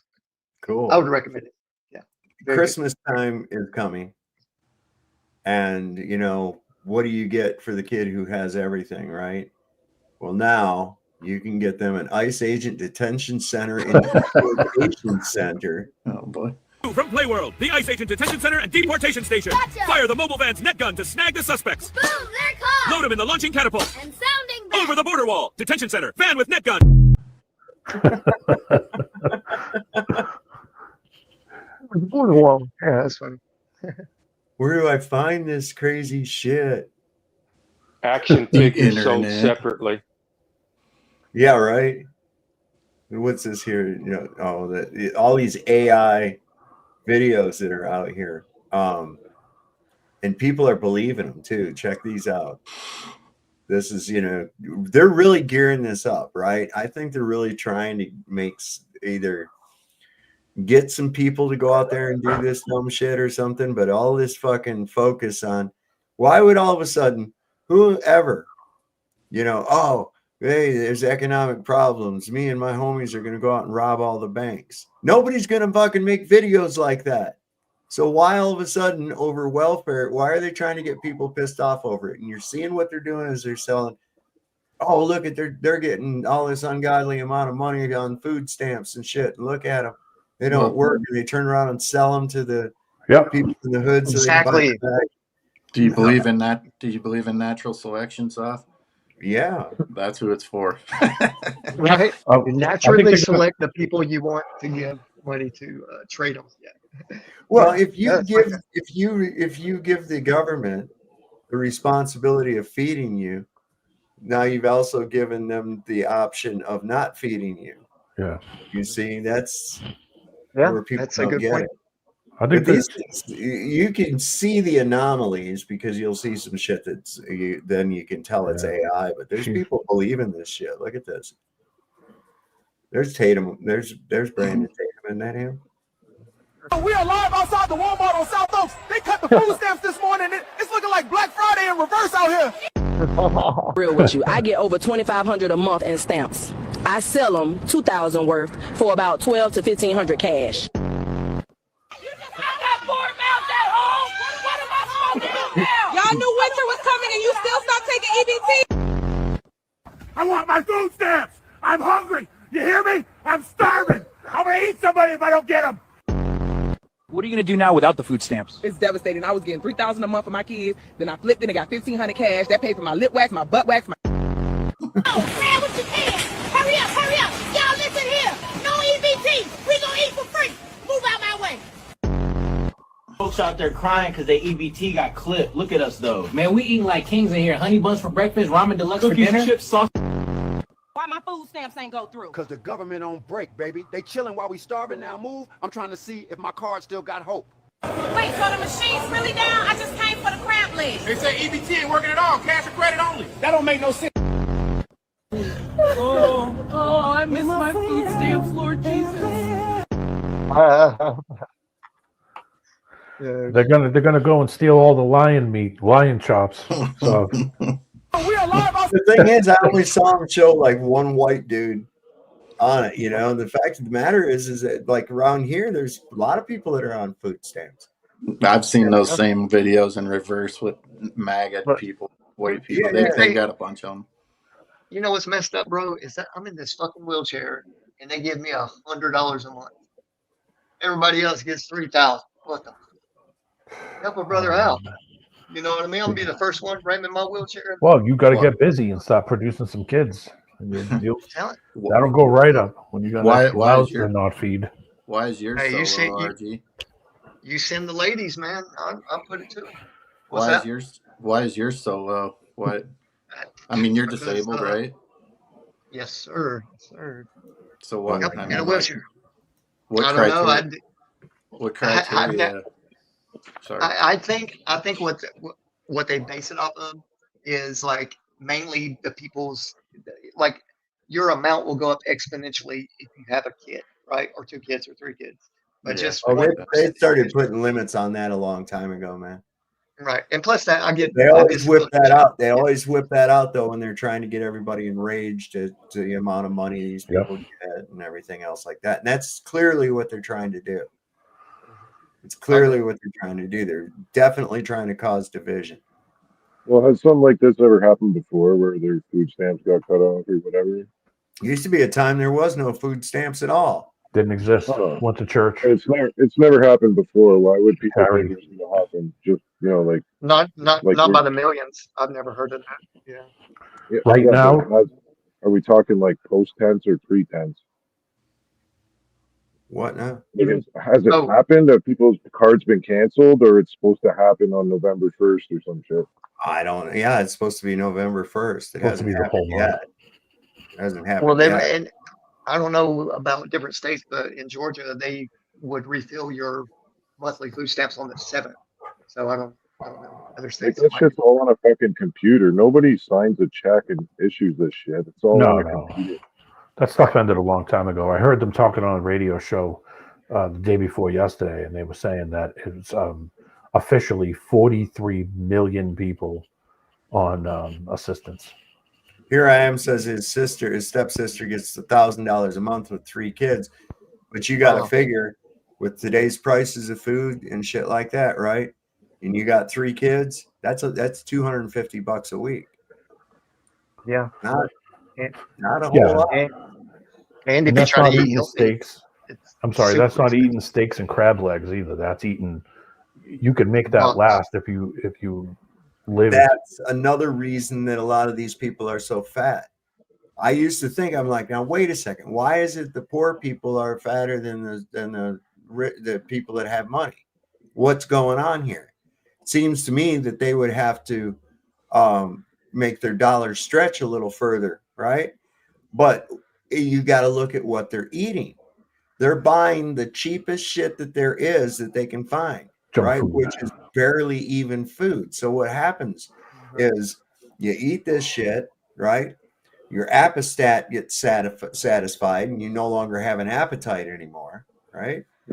And then a little while later, the body goes, hey, we didn't really get what we needed in that last batch you sent down. So we're going to need some, and the appestat kicks back on. So they go right back to the fucking filler that they ate before that didn't have in it what the body was craving. And so what does that do? It goes into just caloric intake and turns to fat. Well, and what's unfortunate, man, is they don't teach a lick of nutrition, right? Proper. Well, people don't pay no attention to it anyways because they're so hedonistic now that they only go with what feels good, what smells good, what tastes good. They don't give a fuck. I don't give a shit if these chemicals I'm sticking up under my arm or spraying on my neck have, carcinogens in it or not. I smell good. I don't care if there's aluminum in my antiperspirant because it keeps me from smelling a certain way. I don't care if it's good for me. It doesn't taste good, and I'm not satisfied with that. I want the fake shit. See, that's what happens. Yeah. You can give them all the information in the fucking world. Yeah, but do you think anybody really taught these people how to eat good and how to take care of themselves really in reality? No, that's why this shit where they say like obesity is genetic, right? It's not. The behavior is passed down. That's how it really happens. And so, little Susie grows up cooking the same way that her mother did, preparing meals the same way that her mother did. Okay. And so mother was fat, and later on Susie got fat, and her little girl's going to grow up with the same eating habits. It's because these things that's what's generational. There's nothing in your genes there's nothing wrong with your genes. When there is something wrong with them, it's usually epigenetic. It's from an outside source. It's from something outside the body that is causing that genetic problem. A lot of the food lacks proper nutrients and stuff in it now because it's filled with such shit and Absolutely. fillers and all kinds of crap now that it's expensive to eat healthy. Man, I watched the thing about Oreo cookies, how they make them fucking things, and that ain't nothing more than just glue with sugar in it, man. Yep. It's terrible. Damn, now I want one. Thank you. For the most part, like I started growing my own fruits and vegetables and stuff. I got a garden, you know. I know that's not for everybody. It's hard work. It's time consuming. It's money. I mean, but it pays off in the end. But another thing is, like, for what I can't do for that, I do go to my local butcher and I go to a health food store. But I've noticed the health food store prices ain't that much different than Walmart. To be No, they're similar. They've kind of evened out. You know, where I go, Trader Joe's. Trader Joe's got a lot of good stuff. Yeah, but and there's a misconception with that too. Like, you know, all that GMO or non-GMO stuff, that's all a myth too. But with the health food stores, that you know, they're passing it off as healthy, but they sell a lot of crap too. You have to read everything you pick up and look at before you put it in the carriage. Everything. You have to look at that label and say, okay, this got a lot of shit in it I ain't eating. Man, your best bet is to go find, like this weekend, I'm actually going to buy some raw milk from a farmer about an hour and 11 minutes away from here. I'm going to go buy some raw milk, and they've also got, they're also a butcher shop, so I'm not looking to see about getting a quarter cow or something like that. But I mean, if you got the means to do it, I know it's a lot of money up front, but that's the way to go. In the long run, you save money, but it's a lot of money up front. So when we were young, my dad's place in the mountains, we used to go right down the road, maybe 2 or 3 miles away, and they had a chicken and turkey farm, and that sold raw milk. And so we used to go and get turkeys for Thanksgiving and chickens. I mean, literally, you know, pick a chicken, and you know, the guy they would literally prep it and do all the stuff right there, right? You know, while they were having a conversation. It's a different world. I mean, when I went to Kentucky, and I went to my friend's house, his mom was like, "Are you okay with eating chicken for dinner?" I was like, "Yeah, sure." She just went out in the yard and grabbed the chicken right from the yard. I'm also of the same mind that I mean, even though this stuff's been around, like Oreos, Snickers, all that carb, Doritos, whatever, I'm also of the same mind that stuff wasn't as crappy. McDonald's wasn't as shitty as it is now. There's definitely something different, a lot worse, a lot more poisonous than the way it used to be when we're a few years ago. Shit don't even taste the same. No, that's the thing. I've noticed totally that too. different. Like you eat something, you eat a Dorito, it don't taste like it once did. You eat a Big Mac or something. I haven't ate one of those in a while anyway, so I wouldn't know. But I make my own. Yeah, I make my own. I don't. It's way better than anything you get from McDonald's. I see the thing to me. The reason that's stuck in my head is because growing up in the city, we went to the store and just got a chicken. Yeah. Like, I didn't know that, you know, some guy went over and grabbed it and wrung its neck and pulled all the feathers. I was like shocked. I was like, holy crap. Because you're a kid, you don't think about it. Yeah. Right. Yeah. Oh shit. Until I Let me saw tell you it, what and I was like, wow. Let me tell you what shocked me in a good way. I mean, it shocked me so much when I first found out, because I never heard the term H3O. I've always heard H2O, water, right? They tell you drink plenty of water, right? Well, come to find out, the original water is God's water, right? It's H3O. Primary It's found water. in live fruits and live vegetables. That's where you're supposed to get you're supposed to eat your fluid. You're right. That's but I never knew that. Like, it shocked the shit. I'm like, H3O, what the fuck is that? But it's it's fruits. Can I and fix vegetables. something here for a second? Somebody confused what I said. I didn't say chicken milk. I said that they sold milk and chickens. Thank you. Are you milking the chicken, man? Dude, Milking chickens. heavy milking chickens. Most dogs won't eat McDonald's. You're absolutely right. Usually happens after you choke it. Yeah, 'cause I remember one time I was going down the road and didn't have time, and I'd go, oh shit, I had Brandy with me. I was like, I haven't fed her or nothing, so it was going to be about an hour or so before we stopped again. So I pulled in and went to a McDonald's and just got a plain hamburger, you know, and I unwrapped it. And I handed it back in the back seat, and she took it. Shit, drove on, got to where we was going, got out. She hopped out, never laid that burger, not a bite taken out of it, laying on the seat. And she They wouldn't know. fucking do with it. Have you ever seen the people that take the hamburger? The lady that took the hamburger and left it in the bag for like 5 years in her like garage, and it didn't even mold or anything. A guy I went to school with, I went to high school with, he did that same thing. He did that on a construction site, and he went back after 5 months, and it was just like exactly like when he put it in there. He did a thing on Facebook about it. People sell it on eBay, like old crap they bought a long time ago. Then people buy it and then unwrap it, and it looks the same. It's like vintage 1982 Big Mac. There's some guy on YouTube that he buys old, or he might even just have it, but he buys old things of Tang, old things of Cocoa, and then he'll open it up and see what it tastes like now. I can't remember the channel. Oh my God, he's asking that. I hope he's got a good hospital plan. He's never got sick that I know of. So I did a quick search just for a second because when you were talking about the McDonald's hamburger, there's this guy named Don Gorski. He has the world record for consumption of Big Macs. Oh my God. He ate 35,000 Big Macs in his life. Is he dead? No, he's alive. Oh, and he scarily looks like John Lennon.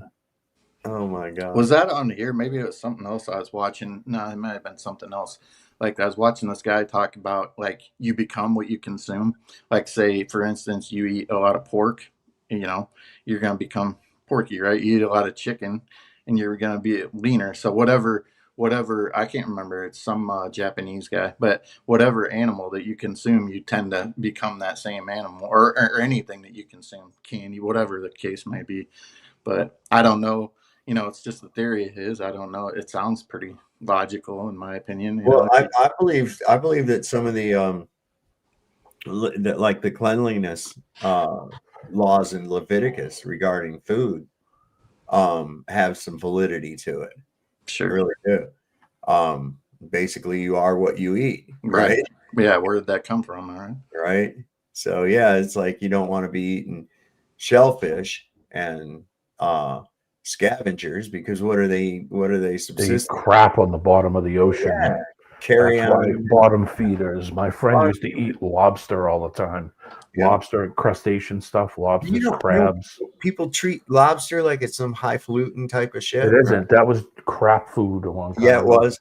It was food for the poor in New England when back in the day. Man. Easy with the shellfish. The problem is that if you eat too much of the shellfish because of the bacteria and stuff that they eat, you get gout and all kinds of problems because that's all a myth. You just don't eat their poop. You got to clean it up properly. You don't get it. You don't get it. What do they eat? What do they eat? The same shit we're eating, man. No, they don't eat the same shit we eat. They are eating dead animals and shit and stuff off the bottom of the ocean. That's their fucking job. God damn it, can you shut up until I'm done talking? So consequently, they are made up of what they eat, right? Which is basically shit. So when you eat them, you are eating shit. That logic makes no fucking sense, really. It makes all the sense in the world. Okay, so we eat fucking lettuce. That doesn't make us lettuce, like per se. Like I get what you're saying. That's not what he was saying. That's not what I said. They eat dead animals and organic debris they find on the ocean floor. They'll even eat their own species. So if another lobster dies, it'll eat it after its death. So that ingestion of that garbage is what its meat is made out of. Yeah, but you can't prove that. Wait, what did you say? I can't prove that? Yes, I can. You can't prove that it's scientifically unhealthy or yes. something. Wait a second. Would it be healthy for you to eat the shit that the fucking lobster eats? I wouldn't eat the shit. No, I wouldn't eat my shit. The stuff that the lobster eats, would it be healthy for you to eat? Dead, decaying animals. Why does anything shit to begin with? Answer that. It's just the circle of life, though. Exactly. I'm just saying that's what it's designed to do. Like that's its purpose. Like it has a purpose. When the fucking whale dies, it goes to the bottom. Yeah. I cringe when people used to eat pig's feet, And after being on a farm for a while and seeing what the pigs walk around in all the time, I would say, why are you sticking that thing? They're shitting and then walking on the same thing, and now you've just put it in a jar of pickle juice, and you're like, oh, look at this, it's delicious. You're eating a shit foot. Yeah, you like mushroom stuff? This is a shit foot. So anyway, hey guys, I'm okay. Go ahead. What? Well, no, it's on a different topic. I was going to ask. Okay. Yeah, it's on a different So topic. here's It's the. about. Yeah. I know. It's probably really Scallops not. are my favorite. I don't even know what scallops are. Like, are they some type of like snail or something? What the fuck are scallops? They're a mussel. They're a Are type they? of mussel. Yeah. You know, okay, so they come from the type of shell, you know, for the Shell Oil logo. Yeah, like a That's seashell typical a looking. scallop. That's a scallop. Oh, that's right, because you got to open them and shit. Yeah. Yeah. Anyway, here's what's coming for you. This fall, Card decline. the system we rely on just went Y'all, silent. something's wrong with the car. It ain't working nowhere. EBT funds are gone. They cut us off. When the help stops, people stop caring. We ain't got nothing left. They put no money on it. None. You hear me? It's empty. One voice will spread the fear, They cut it off. Tell everybody. and a city will burn with hunger. EBT down. EBT down. I mean, I don't know.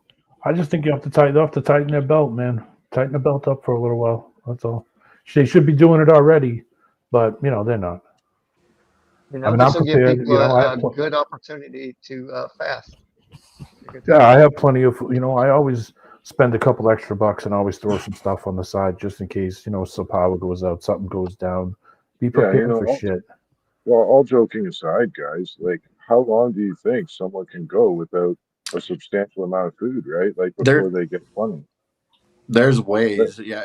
Like you have I have food banks extreme minimal, yeah, for sure. But they're gonna be fucked if everybody's fucked. They're fucked too. Like, you know, they'd be lined up around the corner like some communist shit. But yeah, Well, I it don't wasn't know, not just food banks, but you have food banks. If you're a good person, people will help you out. There's churches out there to help you out. Other your neighbors, if you're, you know, if you're a good person, it's these people who are pieces of shit that ain't gonna get helped out because they wouldn't help you out. That's the thing. 2 weeks. What do you think people have? 2 to 4 weeks of fucking groceries? No, that's crazy. There ain't nobody gonna fucking starve to death. Okay, that's just not. No, I know. I know. No, what I'm saying is, any one of us is 2 to 4 weeks away from. You know what I mean? Like, I don't have a fucking cache of meat somewhere, and you know. You would just buy some canned goods here and there. I'll tell you, probably the best thing because your body doesn't require meat and even vegetables or anything. It requires nutrients, and there's a lot of different ways of getting that. Like, even if, say, your cabinet has plenty of spices, right? Like garlic and ginger. Yeah, I've and stuff like considered that. buying rations. You get to live off of that until next meal. You're surprised how far peanut butter and jelly will go. Yeah, I was about to say, if you're in a true survival mentality, you'll figure some things out. You'll make things last. You'll buy, like, all right, going back to when I didn't have as much money as I did now, I ate ramen noodles till I couldn't stand them anymore, right? I wasn't eating steak and shrimp and lobster or anything like that. I was eating stuff I didn't necessarily like, but it got me through. I remember a time where I had to live until I got my first paycheck. I was living on 1 7-layer burrito from Taco Bell. Yeah, stuff like that. There's ways. You know, you'll figure it out. That's like, stretching it. That was stretching it. Just changing what I ate. Just changing what I ate and not doing pretty much any more physical activity. I've lost almost 100 pounds. I'm down 85 pounds just by simply not overeating, not eating shit food, eating for the point of nutrition, and not buying shit food has been almost 100 pounds, 86 pounds. Congratulations, bro. That's amazing. I mean, Sure. but the threat of scarcity, whether imagined or real, will cause gluttony as well. You see, and does it like your stress hormones kind of kick in? Well, worried that you might not going to get any more. Like these people. It's like, oh my God, 5 days, 2 weeks before the fucking thing. The first of the month, there was already tripping out. planning their capers and their crimes. I think it's to get them to react. That's what it is. I think yeah. they're trying to trigger people to react in some way. That's what it is. 100. Anybody with any normal sense would say this ain't no big deal. I'll just, we'll just have to tighten our belt a little bit. I mean, but everybody should be prepared for anything like that. Even if you just go and buy some cheap canned goods here and there and put them aside and don't touch them. I mean, that's what everybody should have a little pantry. Tuna's good for 3 to 5 years or something. I don't know. Yeah, canned good stuff. Mercury For an emergency. That also shows you're planning. You don't plan for a situation that may come up like this, right? That also reveals what kind of a person you are as far as that goes. Like, oh, maybe my EBT card just won't work in general one day. Not just somebody taking it away from me, but maybe it just might not work. So I might have to figure something else out anyway. So maybe I'll have to make a couple more peanut butter and jelly sandwiches. It's like, it's responsibility, revealing. Some responsibility, right? I mean, Or you me could and go Bob buy, talked about it. you could probably go buy 100 McDonald's burgers and save them for 10 years. That's the idea. Just the amount of money that you would spend on one meal from fast food, I could eat for a week. I could go to the supermarket and go buy a pack of chicken, and I can make that pack of chicken stretch it out all week and make 10 different things from it just by eating that one outside meal. That's, what is it, $10-12 for a Big Mac meal now, $15. I can't get it out of my head. A vacuum packed Big Mac, I don't know if you know what a vacuum packer is. We just sucked everything out of it. Just like I can sell it. The emergency Big Mac. Yeah. Is it basically, if you could vacuum seal certain things, it probably would stay good. Just as long as a mason jar sealed up real tight, with some vegetable soup. Yeah, be like, this is the quarter pounders and those are the Big Macs. We're good. There you go. I got plenty of powdered water. Uh-oh. Now we got trouble. What's up, Andy? Trouble? Trouble's on the way. Trouble when I come in. See exactly what a troublemaker would say. What question do you have for us now? No, I'm just joking. I don't have a question. I have a comment based upon I was a little bit behind in regards to the whole food thing, but I have done videos on this and will show people exactly how to do it fairly inexpensively. But if people are going to start complaining about, I don't have any EBT anymore, it's like, well, there's beans and rice that are dry stored and they last for a long, long time. And then store some water. And also, for anyone else, obviously not the EBT people, but get yourself a propane grill. And propane doesn't have an expiration date, as far as I could find. So, yeah, it's a survival tactic. And they teach this to people in the military. Just so long as you cap it off good so it don't leak out, but yeah. I was gonna say that's interesting though. If you have gasoline or something, even if you seal it up, it goes stale. You could have it in the garage for 2 years and gasoline will be no good. Yeah, gasoline usually has about an 18-month shelf life, and then they have to use it's called fuel polishing, but it usually is only used for diesel gasoline or diesel gas, diesel fuel. But yeah, when it comes to all these people that are using EBT, I think we should just shut the entire fucking program down. Period. End of story. Well, some people need it. You got RG. Man, dang it! I gotta go now. But for real though, it's a bold strategy to say the least. In the case, there are people that probably you could cut. But go ahead, stuff. In the case of a lot of these people, though, it's a lifestyle. Okay, with the exception of people in a predicament like RG and that kind of thing, a lot of these people, they're able-bodied. The only thing holding them back is that they're huge fat and they got 10 damn kids. Well, there's the problem right there. Okay, what are you doing laying back having a bunch of kids by a bunch of different dudes and then wanting everybody else to foot the bill for that? That's bullshit. It's the entitlement. Yeah, it's entitlement. Yeah. They actually believe that everyone, they are the victims. Therefore, Yes. they are playing using the victim card. And I'm Yeah. sorry, RG, but I No, still no, would no, say, no, no. You're good. okay. I'm handy capable. So All the right. thing is this though, all the effort they're talking about going into stealing and running from police and killing white people and whatever else over it. Why don't you just get a fucking job? There's man? there's a good comment, Cylon Killer. He said, "Give the tax-free churches a chance to step up to the plate." There you go. Yeah, they bring in plenty of government money. We'll see if Pastor Greg Locke will Yeah, exactly. get out there. Pastor Will Duffy.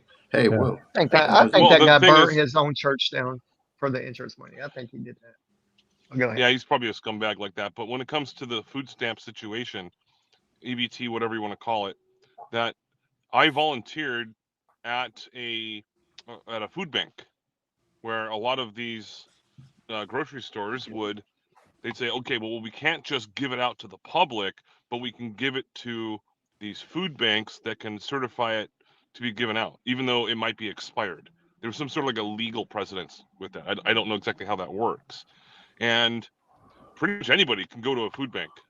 And there's a lot of stuff there. They have rotisserie chickens and watermelons and not hint hint wink wink situation. But yeah, it's decent food. what do you think about this, Andrew? You're former military. Why do we have all these bases all around the world? Okay, what do a lot of those guys eat? MREs. Why don't we bring a bunch of the soldiers home and use rations? Because what is a ration? It's meant to be used sparingly. So we give MREs to these people, not forever, but until they get back on their feet or what have you. Right. And That's what I was gonna say, Cubby. Instead of like, with the exception of RG and things like that, this should be a hand up, not a handout. Yeah. Like, okay, we're gonna help you out. We're also gonna give you some resources, so that you can hear some listing of some jobs. Okay. And we struck a deal with these people that, they're down for hiring people that we send them. Okay. So whatever. But you have to go there and work you have to work within a certain period of time or it's cut off.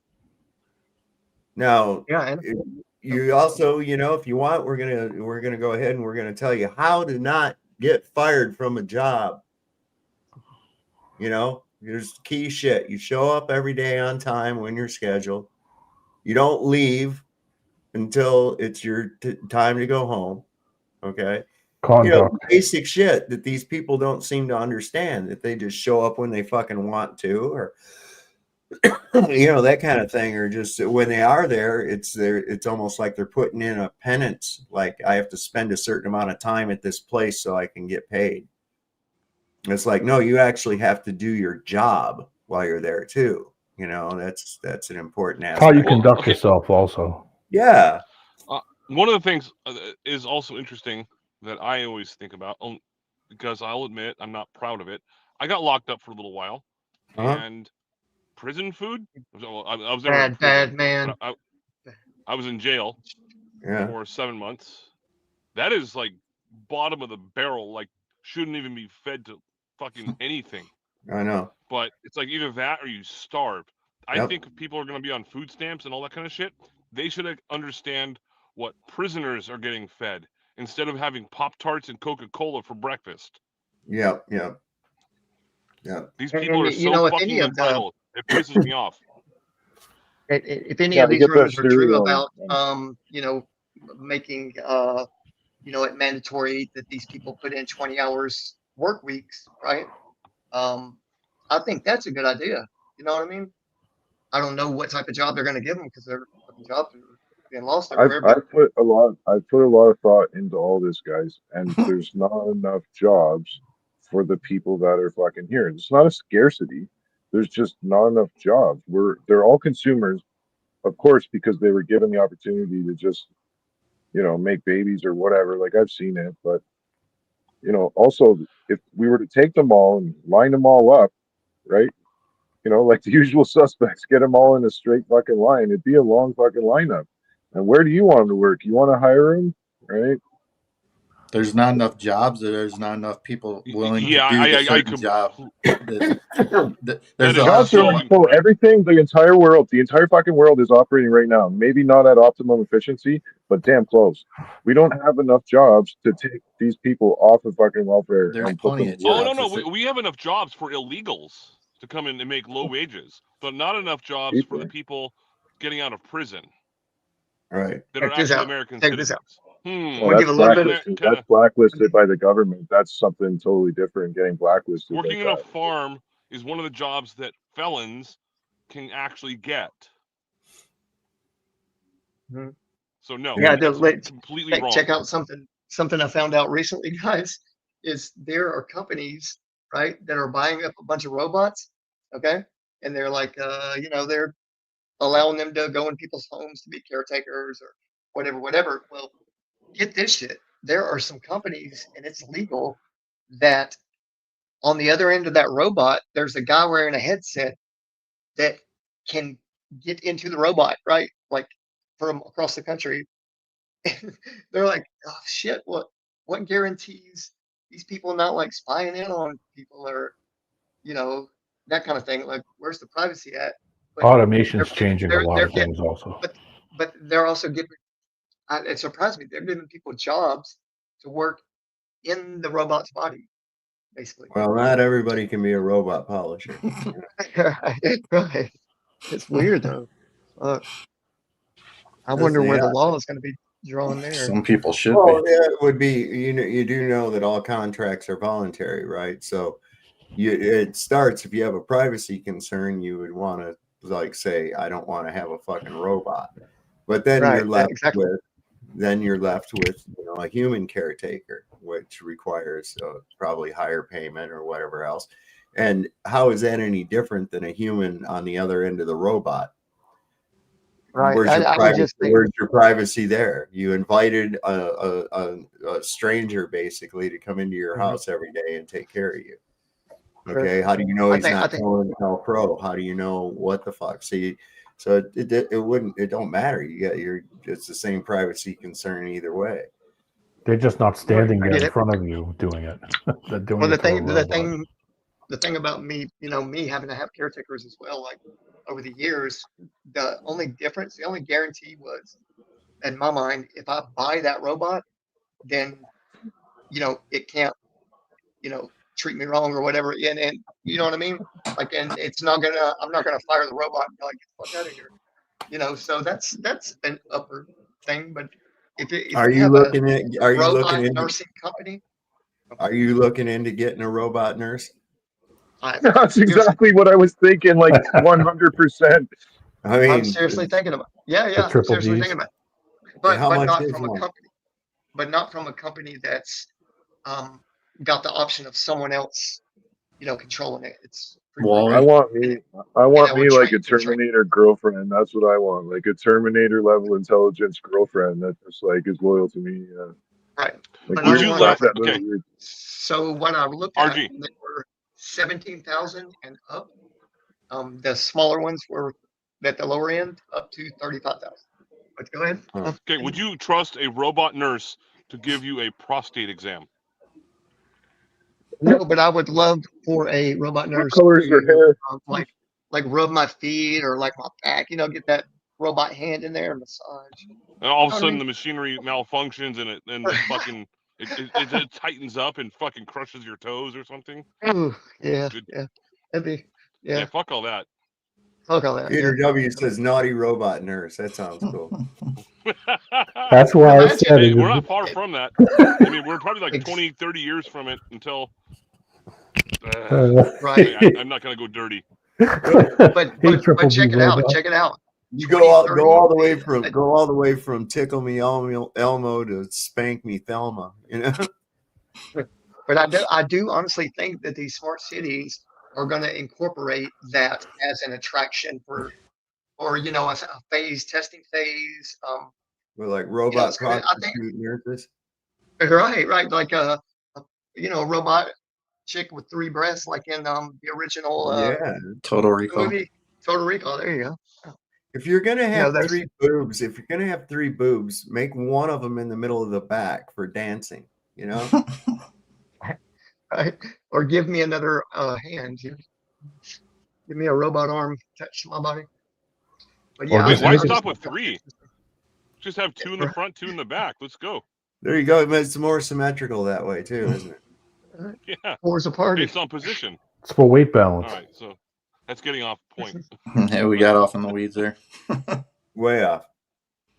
I got a new one of the newest things from Jake G TV. You remember those with the AI? Yeah, I do. They're pretty good. These are pretty good. Got the newest one. It's pretty good. Breaking news this morning. We found more on the Charlie Kirk situation. Oh, wow. Did they finally admit it was an exit wound? Not quite. Let's ask our investigators at Jake GTV News. Good thing normies don't know how strong a 30-06 is, but here's Terry Farnsworth, the dude who took the SD cards, voted sketchiest character of the month. You guys have got to see this. Okay, so not only does he take the SD cards and refuse to give it out, he was taking a selfie video and the first to pronounce him dead. Like, what the heck? Just ask Candace. But this second close friend of Charlie chose to run just a few yards away up to a grassy knoll to take out his phone. A couple of seconds later, he takes out his phone and he begins recording himself. They just shot Charlie. They just shot Charlie. They just shot Charlie.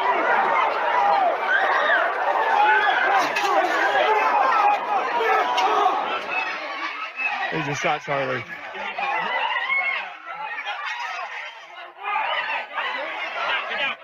He's dead. God help him.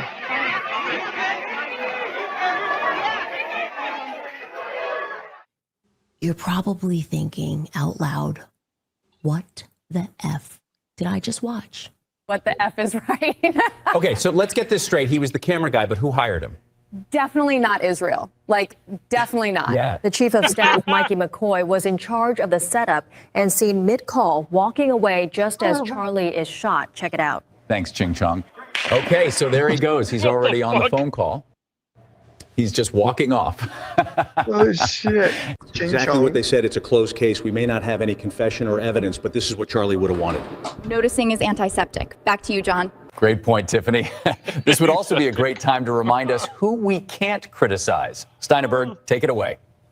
Thanks, Goyam. Now, according to my Talmud, you can never undermine our right to rule over you, and if we get caught lying, refer to the pizza cost. It's not easy being chosen. Thanks, Steinberg. Ever since Kash Patel covered up the Epstein files, we knew we could count on him for this. What a remarkably efficient cover-up. Right, Candace? Regarding Kash Patel showing his face there, I legitimately do not know how these people do it, okay? I would literally die from shame. I would pass away right immediately from shame before I would show up to that event if I was Kash Patel. That's absolutely based, Candace. Straight up, this just in, Shapiro-Stein said you're not invited to our news program and stop questioning the FBI. Yeah, it's definitely Tyler. Like, definitely. Case closed. It's an honor to be here with you today as the 9th director of the FBI. I want to provide by providing a briefing into the tragic assassination of Charlie Kirk. We were able to extract video from the campus feed. A few hours later, that suspect was in custody, pursuant to the interrogation of the suspect's own father, who stated, "When I saw that video that you released, I recognized it was my son, and I confronted him, and he was handed over to lawful law enforcement authorities." Is this a new breed of human that I don't know about? Where you feel nothing, there's just nothing. It's like the Josh Hammer thing. They don't feel any sense of shame at all, and they can just go, go, go, go, go. I truly don't understand it because I have to be a different species from whatever that is. I would melt. I'd rather melt into the floor than show my face, knowing how badly I was dropping the ball. The whole world was dropping the ball. Shut it down, Candace. Shapiro-Stein, shut her antiseptic butt back to the safari. Just because we fired you, Candace, doesn't mean you can come back and spread your antiseptic journalism. Spiritual discernment gets you absolutely fired in the real world. Now, back to you, Goyam. Finally, the adults are in charge, and it's going to be the most transparent administration ever, except on the Jeffrey Epstein stuff or the Charlie Kirk stuff, who was a friend of the administration. Shut it down, Candace. You think you come onto my show and spread your antiseptic rhetoric? You obviously haven't heard of Jackie. Ha ha ha, you're so cooked. Oh no, producer Berg's cranky again. Yeah, personally, I think Charlie got JFK'd, but what do I know? I think it was more like MLK Jr. because we're too busy saying, I have a dream. That's a funny joke, Rebecca. Why don't you pack your things and head outside? Producer Berg is waiting for you with a pager. Now, Goyam, I want you to meet Daisy. Daisy, welcome to the team. Israel is our greatest ally. Holy wow, when did we hire you? The USS Liberty and Holodomor was a figment of your imagination. Yeah. Oh, great. Degeneracy. We're no better than them. Anyway, if you're not following Jake GTV by now, your parents were popping Tylenol like Skittles. You're retarded. There you go. Your parents were popping Tylenols like Skittles. Pretty All right, fucking please good. tell me that was mostly just AI. It was AI. The whole thing. Well, Oh, most so of it, yeah. entirely? Okay. No, it was all live, all real. Oh, it's now I feel better. Now it's all live. All right. You know what I think's the most epic thing was the pager attack. But you know what stuck with me, the most cartoon fucking crazy bullshit, spy versus spy shit, was the pager attack, if there's any substance to it. And then, oh, well, there must be, because he gave him a fucking pager. He gave him a golden pager to commemorate the fucking attack, right? On Hezbollah, and like mostly the people were like in Syria and Lebanon and shit. And they're fucking having their hands blown off by these pagers. Like, Yeah. that's the most cartoon fucking shit I have ever heard of in my entire life. Recently, the guy has come out and admitted that they're in not just they're in a lot. They've done that to a lot of fucking cell phones and shit around the world. Of course, they lie, but you know, there's that. Is that the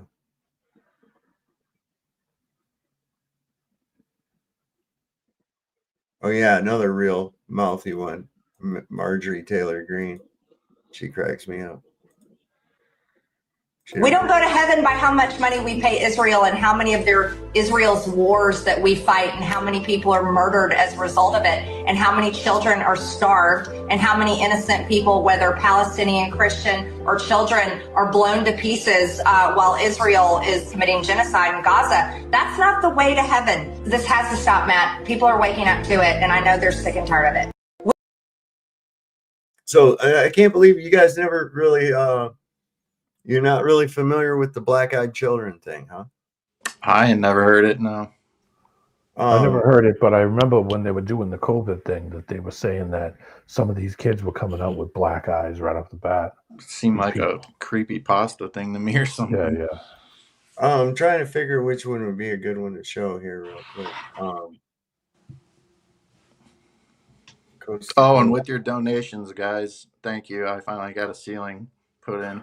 Yay! You got a ceiling fan and everything. Yeah, I know, right? I moved fast. Man, dude, you're living the life. Moving on up. No, Flat Earth is paying off. Hold on, was that? What's? Well, go ahead. Go ahead.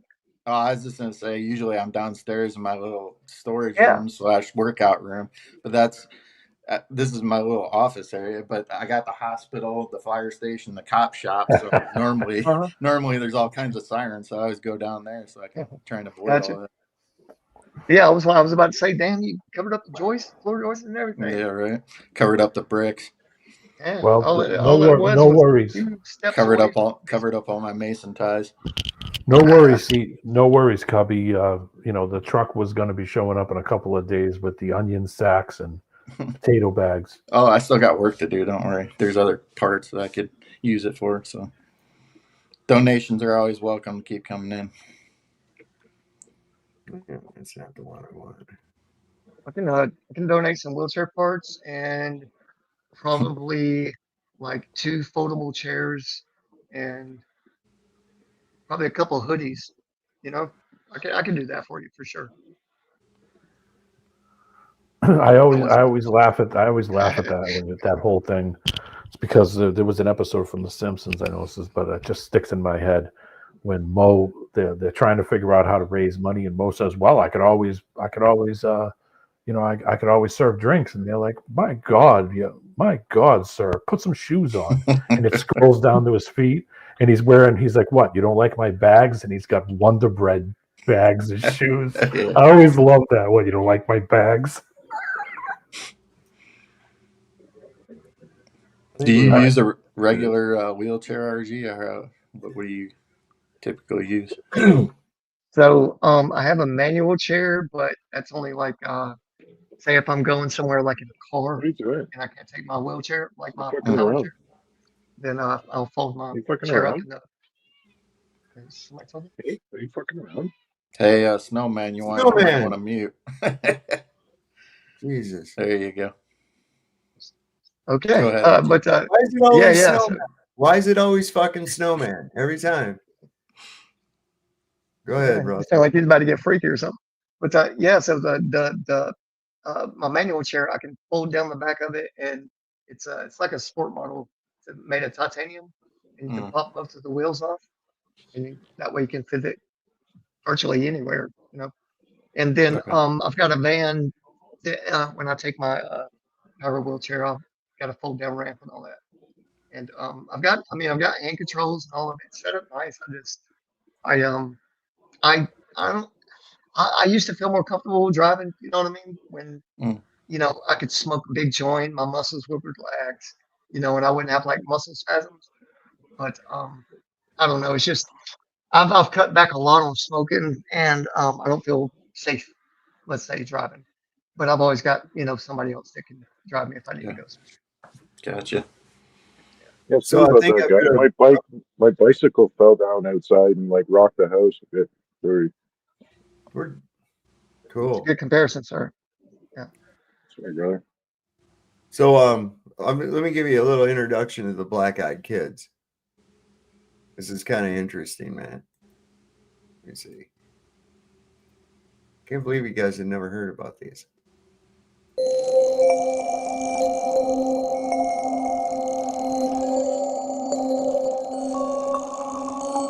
Every town has a dark side.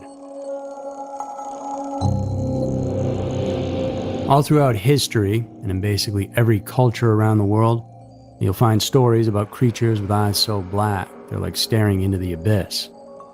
If you're one of the unlucky ones that find yourself making eye contact with them, they invoke a feeling of immense dread, and there's good reason for that. It's because these beings are actually taking away part of your soul. Hey guys, it's Andrew, and thanks for tuning in to this week's episode of Everytown, where today we're talking about something no human truly understands, yet we all have heard stories about them in one form or another, and each and every one of them is terrifying. They revolve around creatures or entities with jet black eyes that appear in the middle of the night looking to take something from you. Depending on who you ask, these things have been called demons or vampires, and some say evil spirits and even aliens. And today, in our culture, well, we call them the Black-Eyed Children.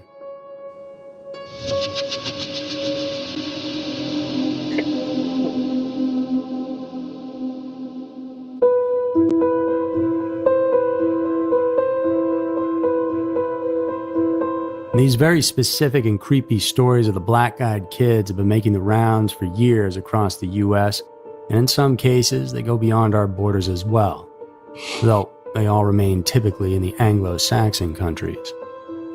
It's designated as an urban legend, but there really might be something more to it, which we'll get into later. These stories are usually always happening in remote places and at night, and to give you a clearer idea of what it is we're getting into today, we'll picture this. You're driving on a deserted stretch of road. Maybe you're leaving a friend's house who lives in a rural area, or you're headed up to a vacation spot somewhere in the woods. You pull off to get some gas, but because it's past 10 p.m., no one's around. The little convenience store is closed, and all that's available is the gas pump. You fill her up, put the cap back on, and just as you're about to get back in the driver's seat, you see a couple of figures walking towards you. And as they get closer, it becomes clear that it's just a couple of kids. And they ask that you take them somewhere, that they're in dire need of a ride, and yet they are completely calm. You look around, expecting grown-ups to be nearby, possibly to ambush, but you don't see anyone. And they're just kids, so your guard isn't fully up. You're not worried about them attacking, but you're also a true crime fan, so you're a little weary. You might even consider helping them. And that is until you get a good look at their eyes. And they're completely black, like infinite darkness. No pupils or iris, just plain blackness. Like empty bowls reflecting a little bit of that eerie fluorescent light above. Your stomach drops because this is not normal. It's not even human.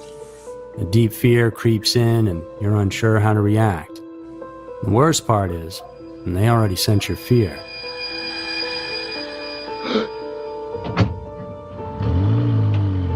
I was kind of hoping this was going to give some of these eyewitness accounts stories. I'll probably have one tomorrow night. Because they talk about where they, they'll hear a knock at the door and they answer the door and they get this sense of dread about them. But then they start thinking, wait a second, why are these kids alone out here in the dark at night, And this one lady, she left her son in the back of a minivan. Remember hearing this story about it? She told she'd left her kid in the back of the minivan. And she came back out of the store. She just ran in to pay a bill real quick and came back out. And there was this kid sitting next to her son in the back seat. And the kid, this kid had jet black eyes like that. And he said, "This is my friend. He wants to come home and play with me."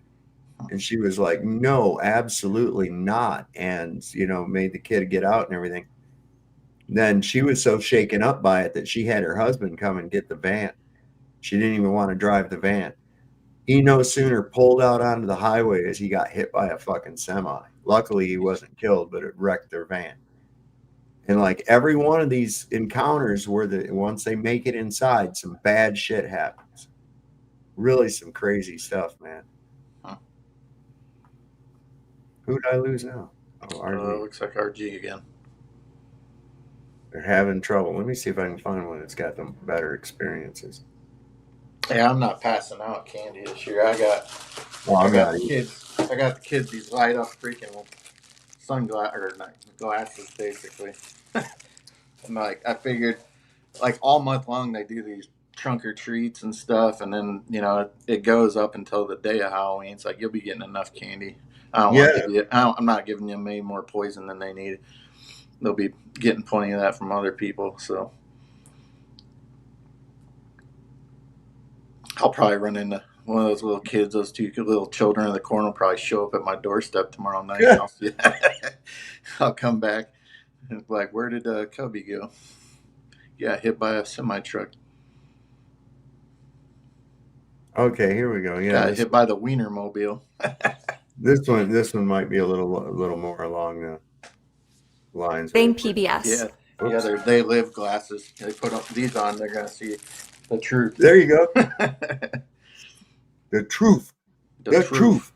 The truth is on fire. This one's got more of the accounts of it. Obsidian. You're relaxing at home when there's a knock on the door. You peer through the peephole and see a small child with their hoodie obscuring their face.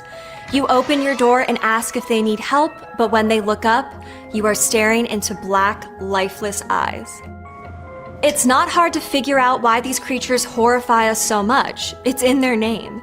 Black-eyed children or black-eyed kids, also known as BEK, are modern monsters whose eerie and unnatural appearance and behavior inspire fear. The unusual eyes are unnerving, but it's the age of these monsters that really amps up the terror. What is it about evil children that freaks us out so much? I'm Dr. Emily Zarka, and this is Monstrum.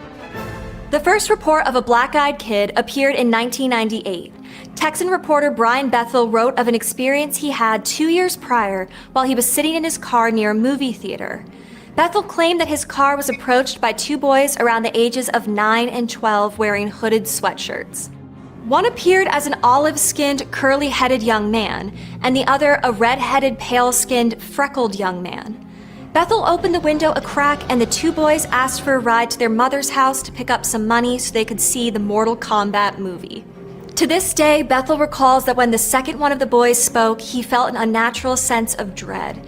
He pointed out the movie had already started and they wouldn't make it back in time, but the boys began to push harder, saying things like they were just 2 kids and that they didn't have a gun or anything. Bethel describes their voices as mechanical and rehearsed. The strange experience culminated in terror when he realized each boy had black eyes, soulless orbs, with no white showing at all. Understandably unnerved, he began to drive away, but one of the boys banged on his window and angrily cried, "We can't come in unless you tell us it's okay. Let us in." Bethel sped off, and upon checking his rearview mirror, he noted that the strange black-eyed children had completely vanished. In 2013, Bethel wrote that his strange experience with these children was originally shared in a private communication with a small group of friends on an email list that then was leaked onto the internet. I couldn't find any evidence of this original document, but Bethel's story is undoubtedly the foundation of all BEK lore, and that's how an urban legend is born. In eyewitness accounts and other stories, the childlike creatures are frequently wearing hooded clothing, although some versions claim they are dressed in antiquated outfits. They have odd speech patterns, black eyes, and perhaps most importantly, they just don't act in a way we think children should. Similar to some vampire legends, it appears that they must be invited into a private space, and to me, this creepiness evokes fairy, demon, and changeling vibes. Though encounters tend to end without lasting effects, some people who've had run-ins with these creatures report nightmares and agoraphobia. Through the numerous interviews Bethel conducted as his story circulated online, others across the world began to speak up about their own supposed experiences with other black-eyed children. England in particular seems plagued by black-eyed children, and they often serve as fodder for tabloid magazines and newspapers. Like in 2014, when songwriter and paranormal investigator Lee Brickley was interviewed by the Birmingham Mail about the sighting in Cannock Chase, England. The sensational story was quickly picked up by the British and international press. Brickley had been investigating rumored sightings of a black-eyed ghost in Cannock Chase, including one where a woman and her daughter were out for a walk when they heard screams and spotted a child wandering alone. The mother ran to catch up but could not find the child. When she turned back around, a girl appearing to be 10 years old stood there with her hands over her eyes.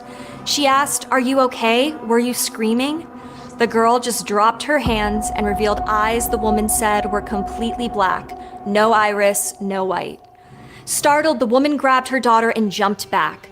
When she looked up, expecting to see the child, she'd vanished. Interestingly, Brickley also claimed the same girl, whom he calls a ghost, had been seen 30 years earlier in 1982 in that same area by his own aunt, something he wrote about in his 2013 book, UFOs, Werewolves, and the Pigman. Brickley claims that his aunt heard a child crying at night, and following the sobs, she came upon a girl about 6 years old who looked up at her with completely black eyes before racing off into the woods. Even a police search for the child turned up nothing. The sightings of the singular female BEK in Cannock Chase may be connected to a real-life tragedy that influenced Brickley's identification of the creature as a ghost. Cannock Chase made headlines in the 1960s as the site of one of the largest police investigations in British history, the search for the murderer of 3 local schoolgirls. Some say the black-eyed child of that area is the ghost of one of the girls, and it would make sense that a young female resident who grew up with those stories would believe that she had seen something even if it wasn't there. As the urban legend of the black-eyed children evolved out of references to eyewitness accounts of the monsters in the British and American press, their presence across media of all kinds exploded. Numerous YouTube videos claim to show evidence that such creatures exist. The BEK also gained notoriety and lore expansion through crowd-funded fan fiction texts and productions like Sunshine Girl and The Hunt for Black-Eyed Kids, The Black-Eyed Children, and Black-Eyed Children Let Me In. The comic series BEK expands the monster's threat with the invention of a violent origin story, where regular children turn into black-eyed kids if they murder their family. BEK are such great modern folklore because they defy romanticized notions of childhood and the inherent goodness of children, ideas that have evolved over time. The perception of children as innocent and weak, requiring constant adult instruction both morally and physically, is a relatively modern invention. Prior to the Romantic period, children were largely socially insignificant. They were background characters, relegated to chores, familial duties, and little else. But with the progression of the industrial age in the late 18th century, as infant mortality declined and literature and philosophy regarding child education grew, alongside increased scrutiny around child labor, the cultural concept of the child changed. Childhood became a sacred cultural symbol, a time of perceived innocence and happiness when children were not valued for their usefulness or economic viability, but rather for their hopeful possibility and vulnerability. This view of childhood continued to progress and evolve well into the 20th century, when the seismic... Okay, so you pretty much get the gist of where these fucking things are. People have claimed to see them. I've heard stories about where they just come to the door and they ask, is it eat time? And they keep trying to find a way to come in. And I think that's interesting that they claim that they can't come in unless you invite them. And from the other stories I've heard, the people that they have invited them in, doesn't work. It doesn't end well for them. I know I'm not ever getting up for little fuckers in my house. That's for sure. I've seen adult humans exhibit the black eyes, man. Like not permanently. Like when you blink and get closer, like you realize, you know. But no, like I'm certain I've looked at them and they were just like in a state or something. Like, and the other thing I've seen, and it's adults. I've never really seen it in kids. Well, I guess I have. But anyways. Or the other one that's really crazy is if you've ever seen white eyes, and I'm not saying it just to be controversial. I've seen people, like, when you look at them or whatever for a glance, they have like white eyes, and like I don't know if it's like a bit frame thing where I'm just processing it. You know what I mean? Like I don't know. Wow. Like if they were just looking completely to the left when their head was turning, and I just happened to take in that one image. But you know, I'd try and explain it. But no, I've seen some weird shit. I went to school with a kid that had 2 different color eyes. Yeah, I did. I did. Yeah. I did in our class. This one time, the band camp, this fucking cop looked at me when I was sitting in my tow truck, and I was like, I was absolutely not about to roll a joint. And I look over, and this cop looks at me, and I swear to God, his fucking eyes glowed green for a second. I was like, what the fuck? He just carried on. He's the most looked like a wolf, this guy. I was like, oh no. Was that before or after you smoked the joint? Right? Before. Wow. Did you still smoke the joint? Not there. No. Not with the green-eyed cop. No. Unless it's a girl. So this is another good one. This guy pretty much explains this pretty good too. Okay. Go ahead.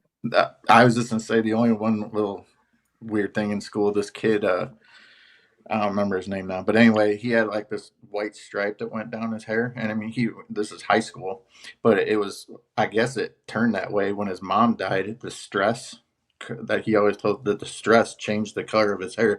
We always called him Skunk because he had just transferred to our school, and we were kind of making fun of him. And then he told us a story about it. It's like, oh man, like we felt bad for it, but you know, we were all calling him Skunk at first, but I didn't realize that stress could make your hair change color like that. Yeah, man. Did you still continue to call him Skunk, though? I did not. Not after the story. There used to be a guitarist in the Doobie Brothers called Skunk Baxter. Oh, yeah. Jeff Skunk Baxter. What is this guy doing? What do you say to Zionists who say, well, Jews have long-standing ties to the land? They are indigenous as well. Zionism was a return to their ancestral land. This is not akin to the British white men going into India and colonizing India. It's not the same thing. What do you say in response to the argument? Well, if the Jews are indigenous to Palestine, so are all the Christians and the Muslims in the world are indigenous to Palestine. The spiritual connection of the 3 religions to the Holy Land is very well known. But it's not a platform that justifies colonization and dispossession. In other words, Jews did pilgrimage to Palestine, or had gone on pilgrimage to Palestine long before Zionism appeared, and continued their connection to the Holy Land as much as Muslim and Christians did. This is a very different project. This is a project that has nothing to do with a connection to the land. It has to do with Europe's inability in the late 19th century to solve anti-Semitism. So they decided to build a European state instead of Europe that didn't want them, at the heart of the Arab world. Is there not something to the argument from people who say, when the British went into India, there was no connection whatsoever? When the Dutch went into parts of Africa, there was no connection whatsoever. Whether you agree with it or not, Jewish people who are doing Aliyah and returning to Palestine in their head, that is a connection. They're not going in their heads. And I just want to, I'm trying to present the other side of the argument as best they would. In their heads, they would say, we're not going with any kind of colonial mentality. We're going home. Well, it's like the Crusaders had the same argument, and they built the Crusader state. They had the connection to Jerusalem. I mean, after all, Jesus Christ was crucified there, and he was born in Nazareth. So it was used before. But they would say we actually ran a kingdom there. We actually lived unbroken hundreds of 3,000 years before. In a way that, yeah, of course, that's the problem. I mean, can you imagine someone knocking on your door in Brooklyn and say, excuse me, I used to live in your house 3,000 years ago. Here's the police. They will evict you from your flat because I have this. This is absurd. I mean, you know, I don't even argue with the validity of the narrative. I don't believe people know exactly who they are descended of, giving the passage of 3,000 years. That's a good point. I have no idea. But I don't care if Mehdi Hassan want to say that his ancestors 3,000 years were people you really like. You are totally entitled to choose your 3,000 years old ancestors. What you're not entitled to do is, in the name of that narrative, to colonize a country and dispossess its indigenous people. That's true. But we did it here in the United States. What do you say to... Didn't we? We did it right here. Same thing, man. See, we're bastards. Oh, here's Erica. Did you see they used an AI, or they used a recording of Charlie Kirk's voice announcing her on stage? It doesn't surprise me. What isn't AI anymore? And I guarantee or where don't they use it? She had to lay down on the bed to button these pants. I guarantee you. I'll guarantee Had to paint them on. Look at this.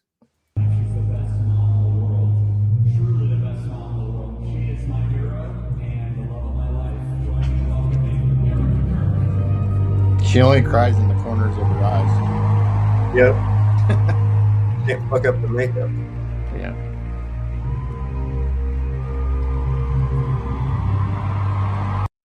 Jesus.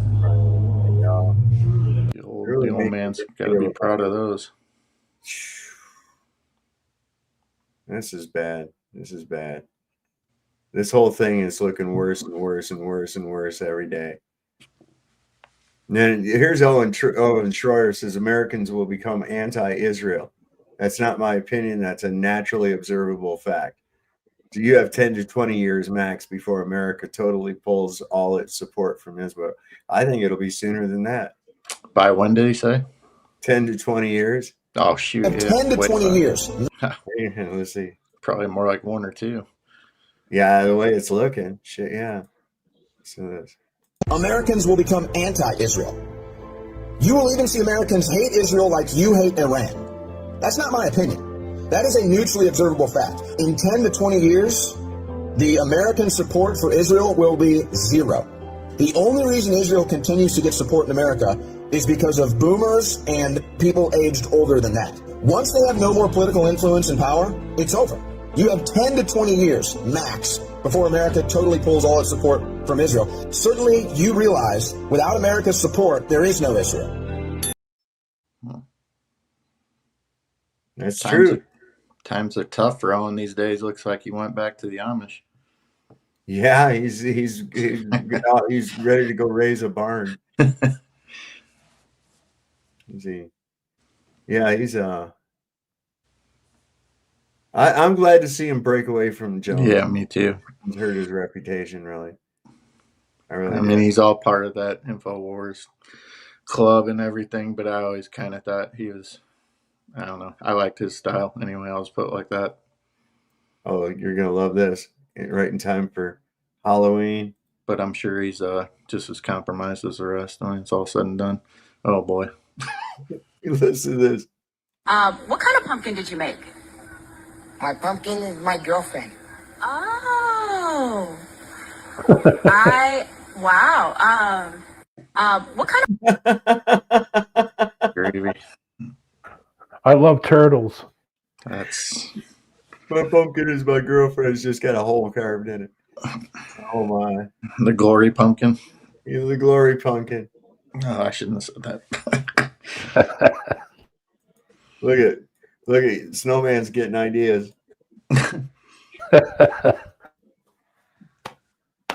Have you carved your pumpkin yet, Snowman? No, not really. But however, I did find one, and I actually accidentally broke it in half, and I was wearing it as a helmet for a while. Yeah, accidentally broken. Yeah, I'm sure the townspeople thought that was real mature. Wow. I got one and carved the Star of David in it. There you go. I might. Yeah. Hey, there's a good idea. Wanted to support, show my support. Shlomo the Shylock. Yeah, Shlomo Pearl. Shlomo Pumpkin. It's strange. For thousands of years, there were no asylums. Then, suddenly, around 1800, every country decided people had gone insane. Within 50 years, America built over 100 psychiatric institutions.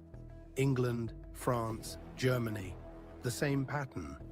No slow evolution, no prototypes, just boom. A global epidemic of madness, conveniently arriving right after the Industrial Revolution. They said it was moral reform, that we needed walls to contain the broken minds of society. But I wonder, what if those walls weren't built for the insane? What if they were already there? Take Morristown State Asylum, New Jersey. Opened in 1876, they claim it took just 5 years to build. Look at it. Granite arches, Corinthian columns, perfectly aligned stonework. You don't throw that up with horse carts and pickaxes. They credit Samuel Sloan, the same architect linked to prisons and courthouses. But there's a small problem. Some of his buildings were finished before he even turned 15. Maybe Samuel Sloan wasn't a genius. Maybe he was a name. A placeholder to explain a building that had no origin story. And why were they putting these people in insane asylums? Who were they? Somebody's got to take care of them. Well, I mean, you'd have to believe that all of a sudden a bunch of people in the world just went fucking crazy. Yeah. Or maybe they're people that wouldn't go along with the new narrative. Say, oh, you're crazy. You're nuts. And what's interesting about that in that time frame too is what it was always like kind of a joke for somebody to be like that they're insane would claim that they were Napoleon. And I think that's interesting because of the time period of Napoleon, around that same time. What would be responsible for making everybody all of a sudden fucking crazy that they'd have to have these huge buildings to put them in?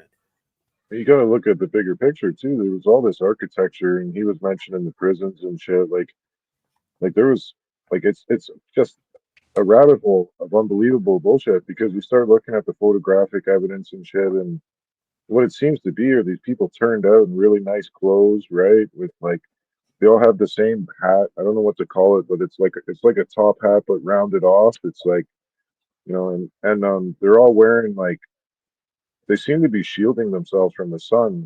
They're of course it's really ancient times, so they're on the beach and they're like in long sleeves, and it's like, what the fuck is going on, right? But then you look at the fires and stuff, and then the world fairs. It's all fucking connected, right? And it's all right during that same time period between the 1700s and fucking 1901 or whatever. Like I don't know when the last one was, the last fair. But I thought they were supposed to do a new one like real soon. That's what I understand. Yeah. Who makes the determination of one's sanity or lack thereof? Right. What is sane? What does that mean? It comes from the word sanus, which means to clean or to wash. Mm-hmm. So if you're sane, does that mean that your brain has been washed? Huh? Mm-hmm. I don't know, man. Thought this was pretty good. Package thieves beware, man. People are fighting back. This is pretty good. Texas man is fighting for his life in the hospital after he stole a package off of a woman's front porch, only to go back to his car, open it up, and see that it was full of black widow spiders. This woman was tired of this man coming by and stealing all of her packages before she could get home from work, so she made a little package that was just for him. When he popped that package open in his car, a bunch of spiders came flying out and they bit him all over his face, and then he started swelling up and getting nauseous, so he had to go to the ER, and then he called the police and would like to file assault charges against her for setting up that booby trap. So the police contact the woman and they're like, did you put a decoy package full of black widow spiders out on your front porch? And she's like, oh no, those black widows are my pets. Were you able to find them? I saw that they were missing and I just have them in a box because they like to play in there while I'm at work. And the police were like, oh, this guy, he stole the box and then they bit his face and he whacked a couple of them, so they're no longer with us. And the woman's like, he killed my pets. That's completely unwarranted. I'd like to file charges against him for that. Good. Wow. Justice served. Why is that? Why, like, how would that be a crime when you're the one that stole the package to begin with? Right. It's just the whole setup. Yeah. There's one I saw. It was like even worse than that. Buddy throws a flashbang, and it was like, you know how doorbell's pretty good quality or whatever, but yeah, the AI and the ability to manufacture video evidence now. But he throws a flashbang out, right? And it's like literally boom, like there's the concussion and the flash, right? And the guy starts going, I'm fucking blind. I'm fucking blind. He's swearing. He's like, I can't believe you did that. But he answers over the thing. He's like, yeah, well, how do you feel now? Basically, he's like teasing him a little bit. He's like, you feel pretty smart now. The guy's like, oh, I'm going to call the cops. He's like, here, have another one. He sends another one out the door at him. Boom. I've never experienced that, nor do I really want to. I've never even been near pepper spray. None of that, like concussive grenades or no shit. But I know they're no joke when they're point blank, man. Where does one acquire a concussive grenade? I guess you can make them, I suppose, but yeah.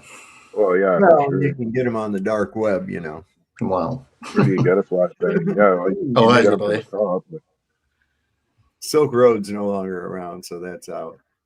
Well, flashbang. I think there's a 2.0 now. Well, I got something. This just went up like an hour ago from High Impact, and this is what caught my eye was this image right here to start. I want with. a flashbang so bad. Cool, get one. Really put her ears with her eyes with the money. But this just went up. I thought we'd watch. It's just only like 15 minutes. What in the actual hell is really going on here? I mean, are we really not supposed to question this or this? While the technocrats put the finishing touches on the digital surveillance and enslavement grid, which is gearing up to chip, track, trace, manipulate, control, and tax every birth, breath, and movement, TPUSA and their geo-tracking partners continue to herd the sheep down the chute to the slaughterhouse. And lest you think differently, girly dames with coif hair and dangling crosses can lead just as many people to the gates of tyranny as any foul-mouthed, blue-haired liberal with a nose ring. And actually, I kind of think conservatives are better at deceiving people than the liberals. I mean, you're really good at propaganda when you can drive people into the open arms of J.D. Palantir Vance. Think about it for a second. That's real, palpable deception, because JD's boss, Palantir Peter Thiel, couldn't even answer the question whether he wanted humanity to endure or not. I mean, check out this pause. You would prefer the human race to endure, right? You're hesitating. Yeah, well, yes? I don't know. I would This is a long hesitation. This is a long hesitation. There's so many questions implicit in Should this. the human race survive? Yes. Okay. But the human race should endure and survive. Long pause. But there's some caveats to that. This is the guy who gave $15 million to advance J.D. Vance's career. That's not chicken scratch either, man. That's a lot of fucking money. You know what keeps popping into my head every time this pops up? that something happens to Trump, and then this dickhead gets in charge, and then starts to bring in that Palantir bullshit. Yeah, he's already got sights on running. That's where I kind of actually disagree. Haven't you mentioned that you think Trump was gonna not make it through his term? No, I think he'll die. I think he'll die. I think the opposite. I think Trump's the cash cow. Like, this guy's milquetoast, right? Trump is freaking ratings gold. These people would have nothing if Trump went away. There's nobody as bombastic and hyperbolic and says the crazy shit that Trump says that could replace Trump. I'm serious. Like, who else? You think Vance could come in and say all this crazy shit Trump does? No, man, he'd be boring as hell. Yep. He's so divisive. That's what he's the perfect actor. Oh my God, I know he does. He really, and he'll do some of the dumbest shit. That thing where I saw him walking with that Japanese prime minister, man, he didn't have no fucking clue what was going on. Yeah, he's a comedian one way or another. He's, whether you like him or hate him, he plays the part well. As long as he's on camera, he's happy. Yeah, that's the reality. Just give one of them giant medals. I didn't hear anything you said, Snowman, because I was in the middle of talking when you said that. Sorry. I was just trying to say the latest thing I heard about Trump was that he got a medal from Korea or some shit, some type of, and then they gave him like a crown. Some kind of crown. Is that North Korea or South Korea? South Korea, obviously, right? Yeah, South America. South Korea, man. It was. I know. I was kidding. I mean, like, South Korea is basically. We've got I hope it wasn't North Korea, because if it is North Korea, it's like, oh, wait a second. So Team America was just, like, we're friends with the Kim Jong Un or whoever. Why are we enemies with North Korea in the first place? No, because they do what they want. They're not really that. Well, nice that's their business, though, isn't it? South Korea is basically an extension of the United States. I mean, that's one of the, between South Korea and Germany, that's one of the big ones where you get stationed in the military usually. But anyhow. But in all reality, what makes North Korea bad? Nothing that we know of, like in reality. Yeah. From our own personal experience, I should say. Well, you can't leave it, I think, can you? You can't leave That's North what Korea. we've been told, but do you know We've been told.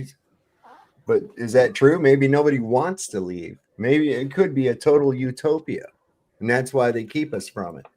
Why was Dennis Rodman allowed to go in and chum it up and then come back? Like, of all people, they just picked Dennis Rodman. I mean, I get that, what he is, but why is he the chosen one, or Trump for that matter? There used to be a not guy across the DMZ, right?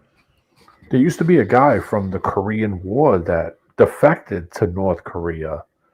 Can't remember his name. They made a documentary after him, and he became like a teacher, like an English teacher or something. The guy was in movies and stuff. Mm-hmm. They made him like a movie star. James Dresnock. Yeah. There was also that girl there for a while. Sorry, I'm probably getting away from your video here. Never mind. All right, man. I was just gonna say there was that girl they were parading around who supposedly escaped North Korea and all of that. She looks like a fembot. Yeah. She's kind of tall for a supposed North Korean. She's doing a lot of food videos now. Yeah, she's abnormally tall. I mean, whatever. I don't know. She's abnormally tall. She just looks fake to me. She really does look like a robot. But the whole point, though, is that we don't know what North Korea is. We only know what we've been told, and we know that what we are told is 99% fucking propaganda bullshit. I mean, you that's like these people. You ask somebody, do you trust the government? Do you think they lie to you? Well, yeah, sure, yeah. Then why do you believe fucking NASA? They're government, right? But you believe it. Why? Oh, that's right, because you were told that shit in your government fucking school that you had to attend by law. What the hell, man? People are so dumb, they don't even realize, oh, well, I want to believe this, so therefore I'll believe the propaganda on it. Bottom line is, you have beliefs. A lot of people, they just have beliefs. They don't know shit. They just believe things. And for no other reason either. It's always that very reason. I was taught that in school. Yep. There's never any other legitimate reason why. Teacher said. I hate that.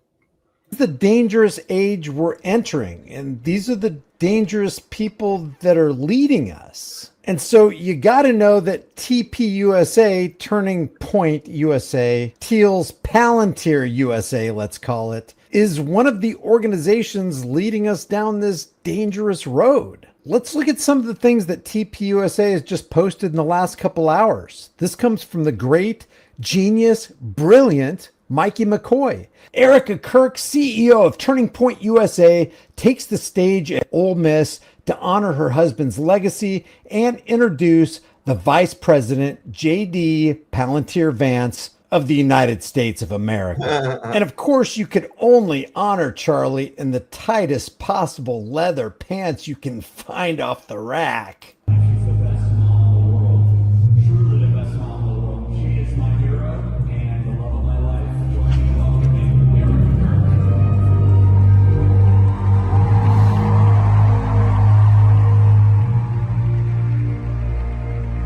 She's looking for a new baby daddy. That's what's up. Those freedom shirts have been like the new. Yeah. And before we get into a little of what Eric said in her TPUSA speech at Ole Miss, I don't see a whole lot of Jesus getting in between JD and Erica.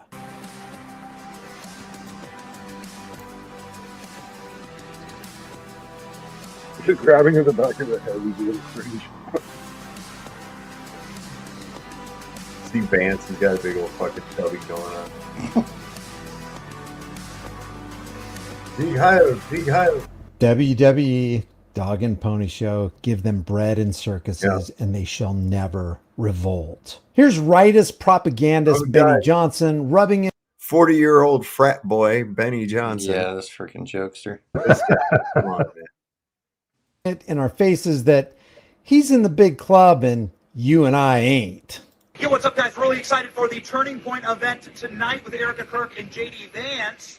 Not sure how I'm going to get to Ole Miss. Thought I'd hitch a ride with a friend.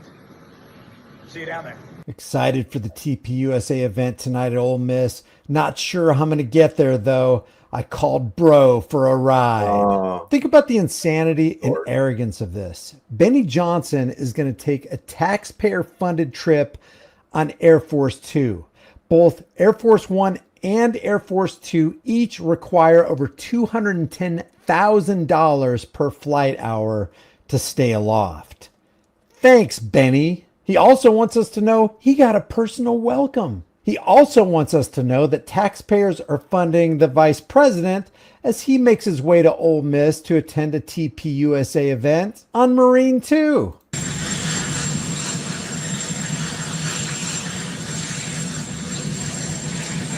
As they make their way to the steps of Air Force Two. Benny also gave us a video clip of this that shows us that if you can cause people to believe absurdities, you can make them commit atrocities. This long line outside of TPUSA lets us know that propaganda is alive and well and working in the minds of America's youth. And lest you think it's not a WWE Dog and Pony Show, Benny's there to remind us of that too.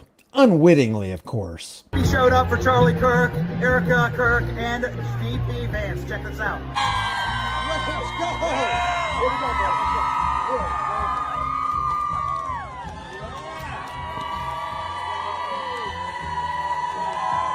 All them motherfuckers are being geofenced right there, too. Yeah. Yep, every one of them. From Erica Kirk's mom. They're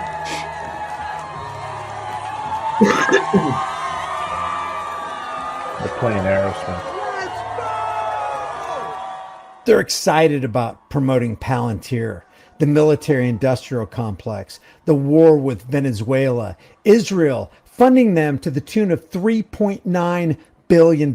Yeah, give them bread and circuses, and these people aren't interested at all in revolting. So let me show you a big part of what's going on here.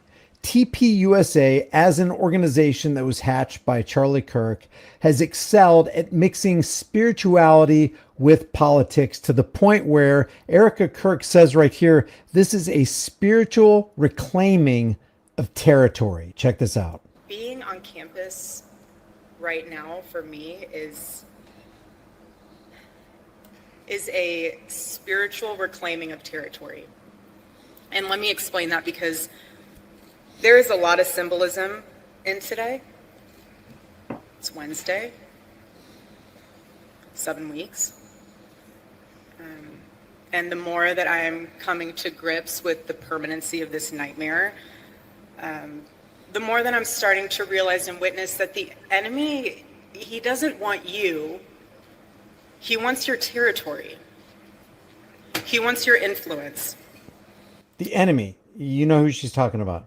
She's talking about your enemy, the devil, that prowls around like a roaring lion, seeking whom he may devour. And he's not going to devour you as long as you promote Palantir and Israel and $3.9 billion a year and national debt that's just off the charts and war with Venezuela and the Zio international banking cartel trashing the money supply and stealing the wealth of all Americans through the hidden tax called inflation. This is what TPUSA is calling spirituality, giving billions and billions of dollars to Argentina to bail them out, even though we can't afford it and our bank account has been cleared out for a long time. This is what TPUSA is talking about, spiritually reclaiming territory. The enemy wants you. Well, guess what? The enemy's already got TPUSA. I mean, if the enemy exists, surely he would be in control of a juggernaut, a psychological and financial juggernaut like 120 to 140 million dollar a year Turning Point USA, who has political influence that's off the charts, right? So if you participate in TPUSA, you are participating in the very thing that your enemy, the devil, is clearly in control of.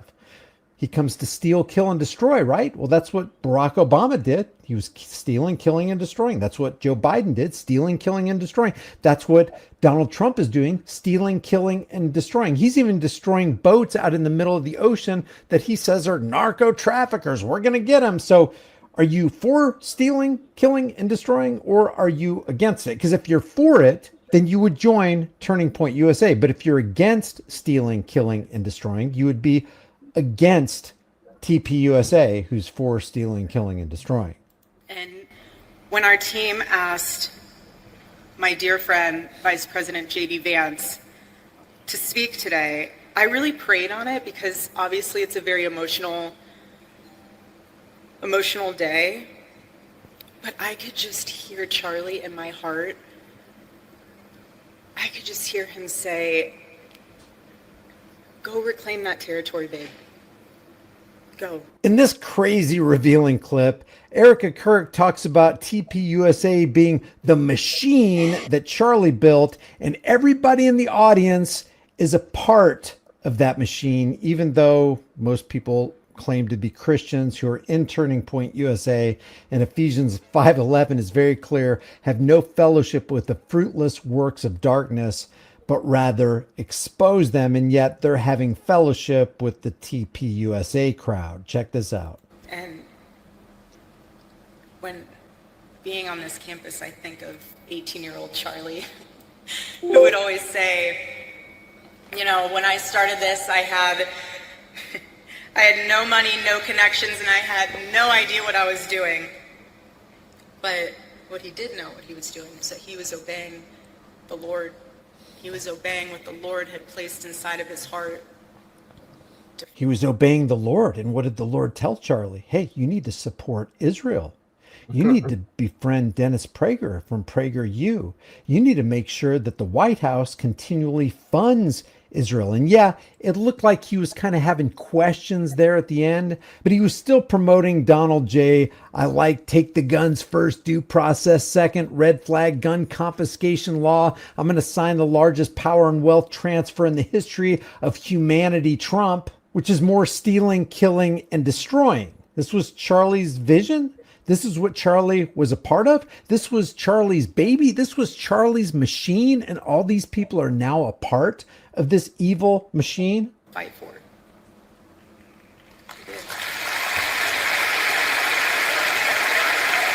Critical thinking, people. Where is your critical thinking? Come on, wake up. Look at all these people. deceived. He persevered, and look what he left us. Look what he left us with. He didn't leave us empty-handed. He built a machine, and all of you are a part of that. Again, the heartbeat of Turning Point USA. That's what happens when you obey the Lord. Really? I thought what happened when you obeyed the Lord is you turned over the money changers' tables.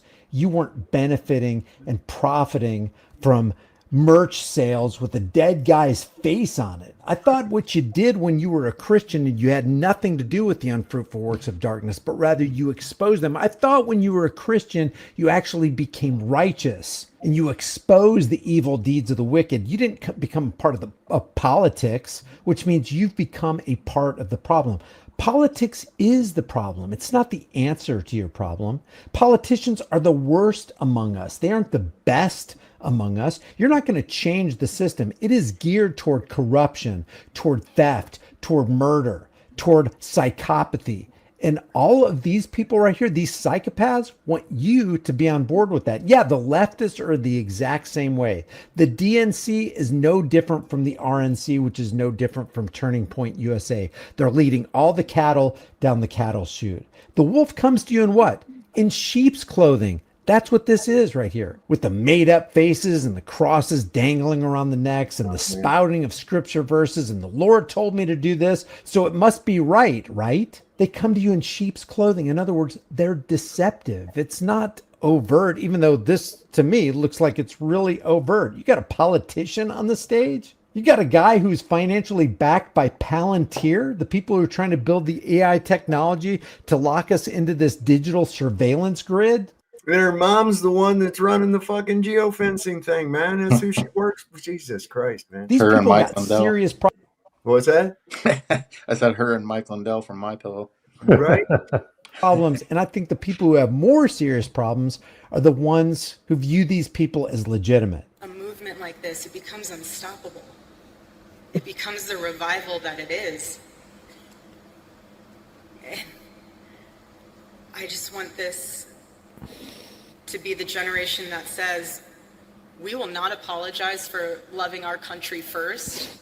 You're not loving your country first. If you were loving your country, if Donald Trump was loving his country, he would have already ended with an executive order the IRS domestic terror cell, keeping them in place when you've got all the power. You've got the president's seat, you've got the House, you've got the Senate, you've got the judiciary, and you're not going to get rid of the IRS or the income tax. Just for starters, you are not on the side of any American, period. We will not be silent about our faith. We will not back down when the world tells us to kneel. You've already knelt at the altar of the Zionists. Because we bow only to the King of Kings. There's a lot to cover on this TPUSA event. If you want me to cover more of it, leave your thoughts in the comment section below. If you like these commentary videos, maybe you'll like some of my others. Check them out. I'm really trying to get this channel rolling so we can break the left versus right paradigm lie. If you want to support this channel, you can do it for free. Do not send me your money. Just take a second right now, if you like these videos, to like it, share it with others, subscribe to the channel, and hit the bell notification icon. If you want to support further, grab a shirt like Make Money Real Again and the Yeah. So anyway, yeah. What was it? The God Heart Guardian just said. Soon, watch Erica will soon go kiss the wall. She's been there. Yeah. She's been there already. She's kissed that wall. She loves it. Vance just got back. God, I know, it's so sickening.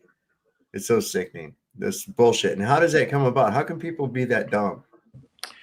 I don't know. I mean, so like prior to COVID, I had belonged to a Christian church, a small Christian church at the time, and we had these little things called an MC. It was like a missional community, right? And we'd get together once a week, have a meal or whatever. And I still consider all those people really good friends. But when COVID came about, the pastor there, I started speaking out against him because he wanted to do the whole church in the parking lot thing and all of this, starting to let trans in the church, and we accept everybody. And then not only that, I mean, he's like, we're going to apply for 501c3. And I just started speaking out against all that stuff. Well, I left, I still consider those people really good friends to this day. I think they're of sound mind. But I'll tell you what, they're all in the tank for this TPUSA Christian crap, dude. They all talk about it on their Facebook, they idolize Charlie Kirk. I was like, how is that? You're not supposed to idolize anybody, idol worship anybody. And, you're the same ones that, preach God's word and all that, yet you're worshiping false idols, in my opinion. But like I said, I consider these people still good friends and good people and sound mind. But as far as that goes, it shows you how the brainwashing, how far the brainwashing has got into some people. Oh yeah, it's bad. That'll be cute. My name is Shmuley, and today we're launching Shabbat, our humanoid for the home. What? It's easy for people to sit back if they're expecting, while Charlie Kirk and his wife, they're going to take care of it, and this army from, this good guy Christian army is going to do it, so I can just sit on my ass and watch it all go down. That's where the circuses comes in, I guess. Everybody just wants to sit and watch. Nobody wants to participate, take responsibility for it. Anyways, I gotta go, man. I'm sorry about that. Cool. I had to get out of here. Have a good night. See you, Snowman. See you, Snowman. Bye. My name is Shmuley, and today we're launching Shabbat, our humanoid for the home. Shabbat, yeah, the new at-home robot. You live with a robot now? Yeah, I mean, now I can do my laundry on the Sabbath. He does my taxes every quarter. I just go to work, and he takes care of all the schlepping, buddy. Oy, you gotta be kidding me. No.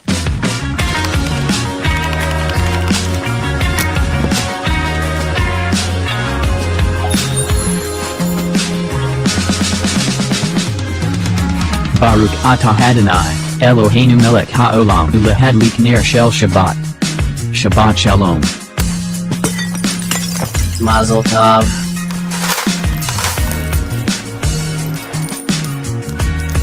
Are you sure this is okay? Yes. Please proceed as you wish.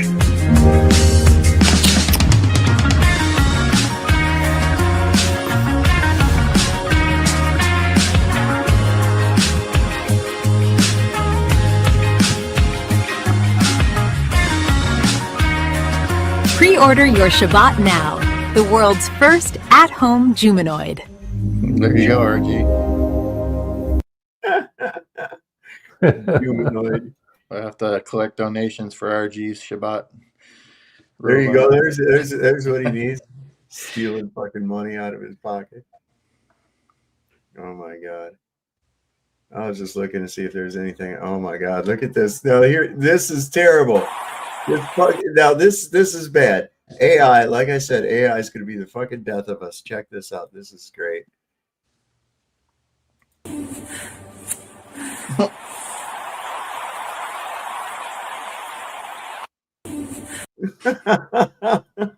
It's funny you mentioned that and showed that again. You said that JD got a big old chubby right there. Right. Yeah, I saw another one where he walked into the wall and broke his nose. Oh, good God! she's got a dump truck. Hopefully, everybody got that joke. Well,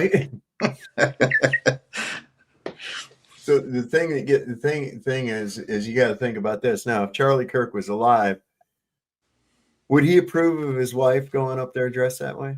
Do you think? Yeah, right. Just as bad as idol worshiping. Yeah, go ahead and dress like a slut. Who knows what they were doing? But all right, could have been simping. So what's it saying? That's how you get donations, right? That's how they do it on the internet. That's how OF works. You got dressed scantily clad, and how do you think it works any different in the church? Or I shouldn't say the church, but TPUSA. The thing that gets me is the initials, because when I hear TP, I don't think of anything but one thing. Yeah, TP in the USA.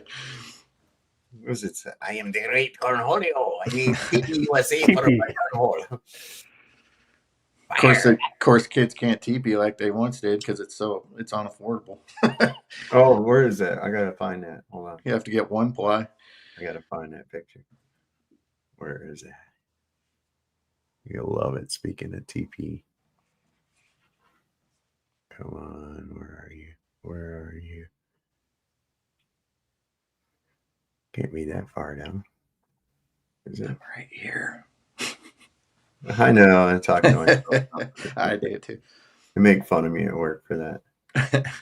Do you so when I listen to music, I don't know if anybody else does this. I was working with a buddy of mine one time. He's like, "You grunt when you're listening to music," because I got my headphones in, so I can't hear myself. You know. All right. Yeah. Okay. Good. I was like, "Oh, I'm glad you noticed." Speaking of TP, this is what you're gonna love. This.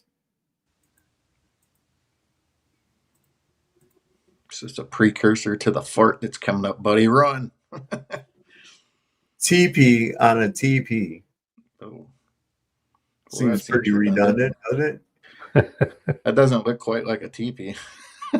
Well, you know. Yes, it does.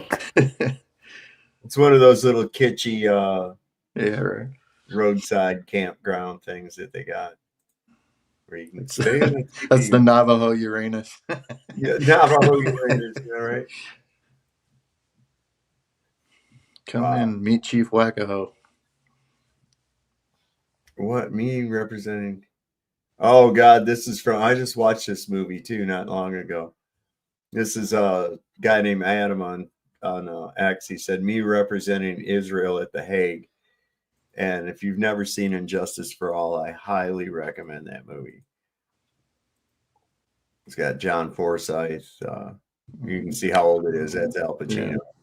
This is great. My client should go right to fucking jail! The son of a bitch is guilty! Man there! That man is a slime! My Wouldn't that be something? Yeah, it was a great movie. You ever seen it? I want to say no because I don't. I watched a lot of it, Al Pacino stuff, but for some reason that one doesn't ring a bell to me. Yeah, it's called And Justice for All, and he plays a defense attorney, and it's really crazy, and how the system starts getting to him, you know, and what he's actually doing. And the judge, John Forsythe, he's a judge that him and Pacino hate each other. I mean, this guy is always citing for contempt and shit.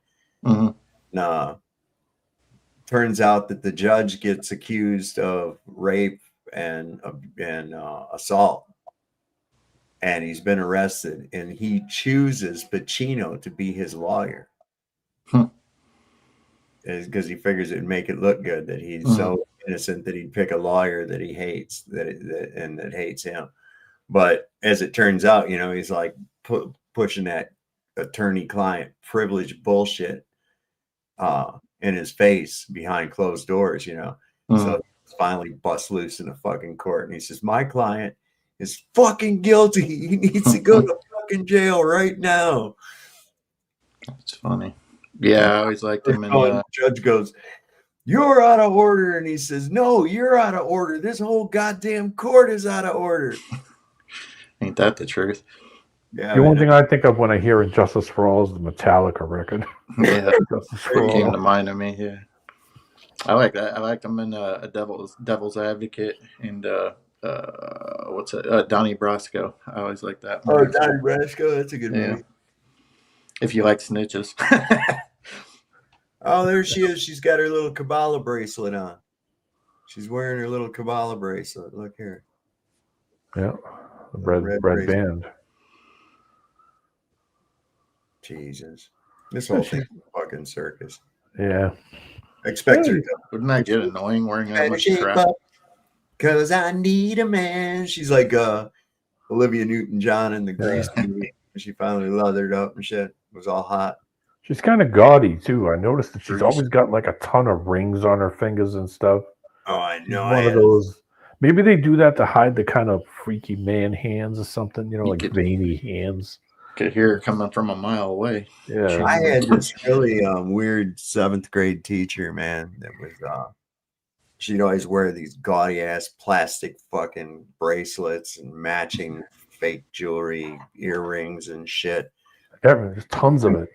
Writing on the board, and those things would clink up and down on her fucking wrist while she was writing on the board. I couldn't stand it. She was obsessed with the fucking Boxer Rebellion, I remember. I didn't give a shit, nothing about it. I mean, I really didn't. I just slept through that class. Fuck her.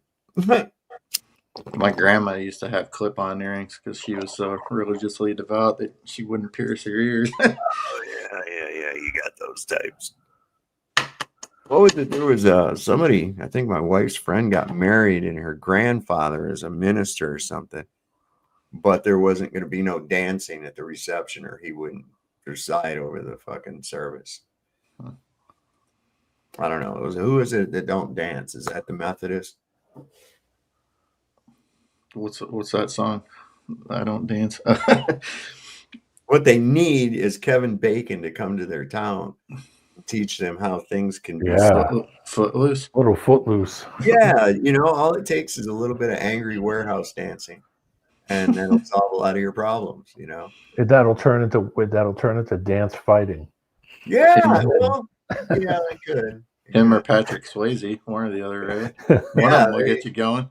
Roadhouse. Nobody puts baby in a corner. Get into. Oh my God. Well, guys, I think I'm going to call it a night. We're a little. I thought we were just getting going. I'm just kidding. Yeah, we're ready for hour 5. What the hell, Sov? Hour 5. Yeah, I was fading too. Oh no, I'm hoping maybe I'll get a call in the morning or something, but we'll see what happens. I'm gonna send some of those little devil kids your way. Yeah, little black-eyed kids. Don't open the door to them. Do not let them in. I don't care, man. It'll end badly for you. Good to see you guys. Good to see everybody in chat too. Thanks for having me on. So I'm gonna dress up as the local sheriff and come knock on your door and tell them come serve the warrant. There you go. Serve the warrant. Hey, you're the one that's picking on people on YouTube. Yeah. Did you say that somebody should have their head amputated? Did you threaten somebody's wife on YouTube? You lose weight. Can you believe that fucking loser? Yes and no, but yes. Wow. And I thought it was bad enough with Toon with his thing, he's scolding me because I didn't say anything. What? Give me a bunch of shit on there. He says, well, a real man would have stood up. I said, shut the fuck up. What would you know about a real man? Fucking taco tits. Shut up. Taco tits. I like that. All right, guys. I'm going to get off here. Thanks, everybody, for coming up in the chat, coming up on the panel. And, as we always like to say, don't forget, the Lord loves the working man. Don't trust Whitey. See your doctor and get rid of his dumb ass because he'll probably kill you. And if you heard the shot, it probably wasn't meant for you. We'll see you next time on Sovereign Soul Unchained Mind. Good night, everybody.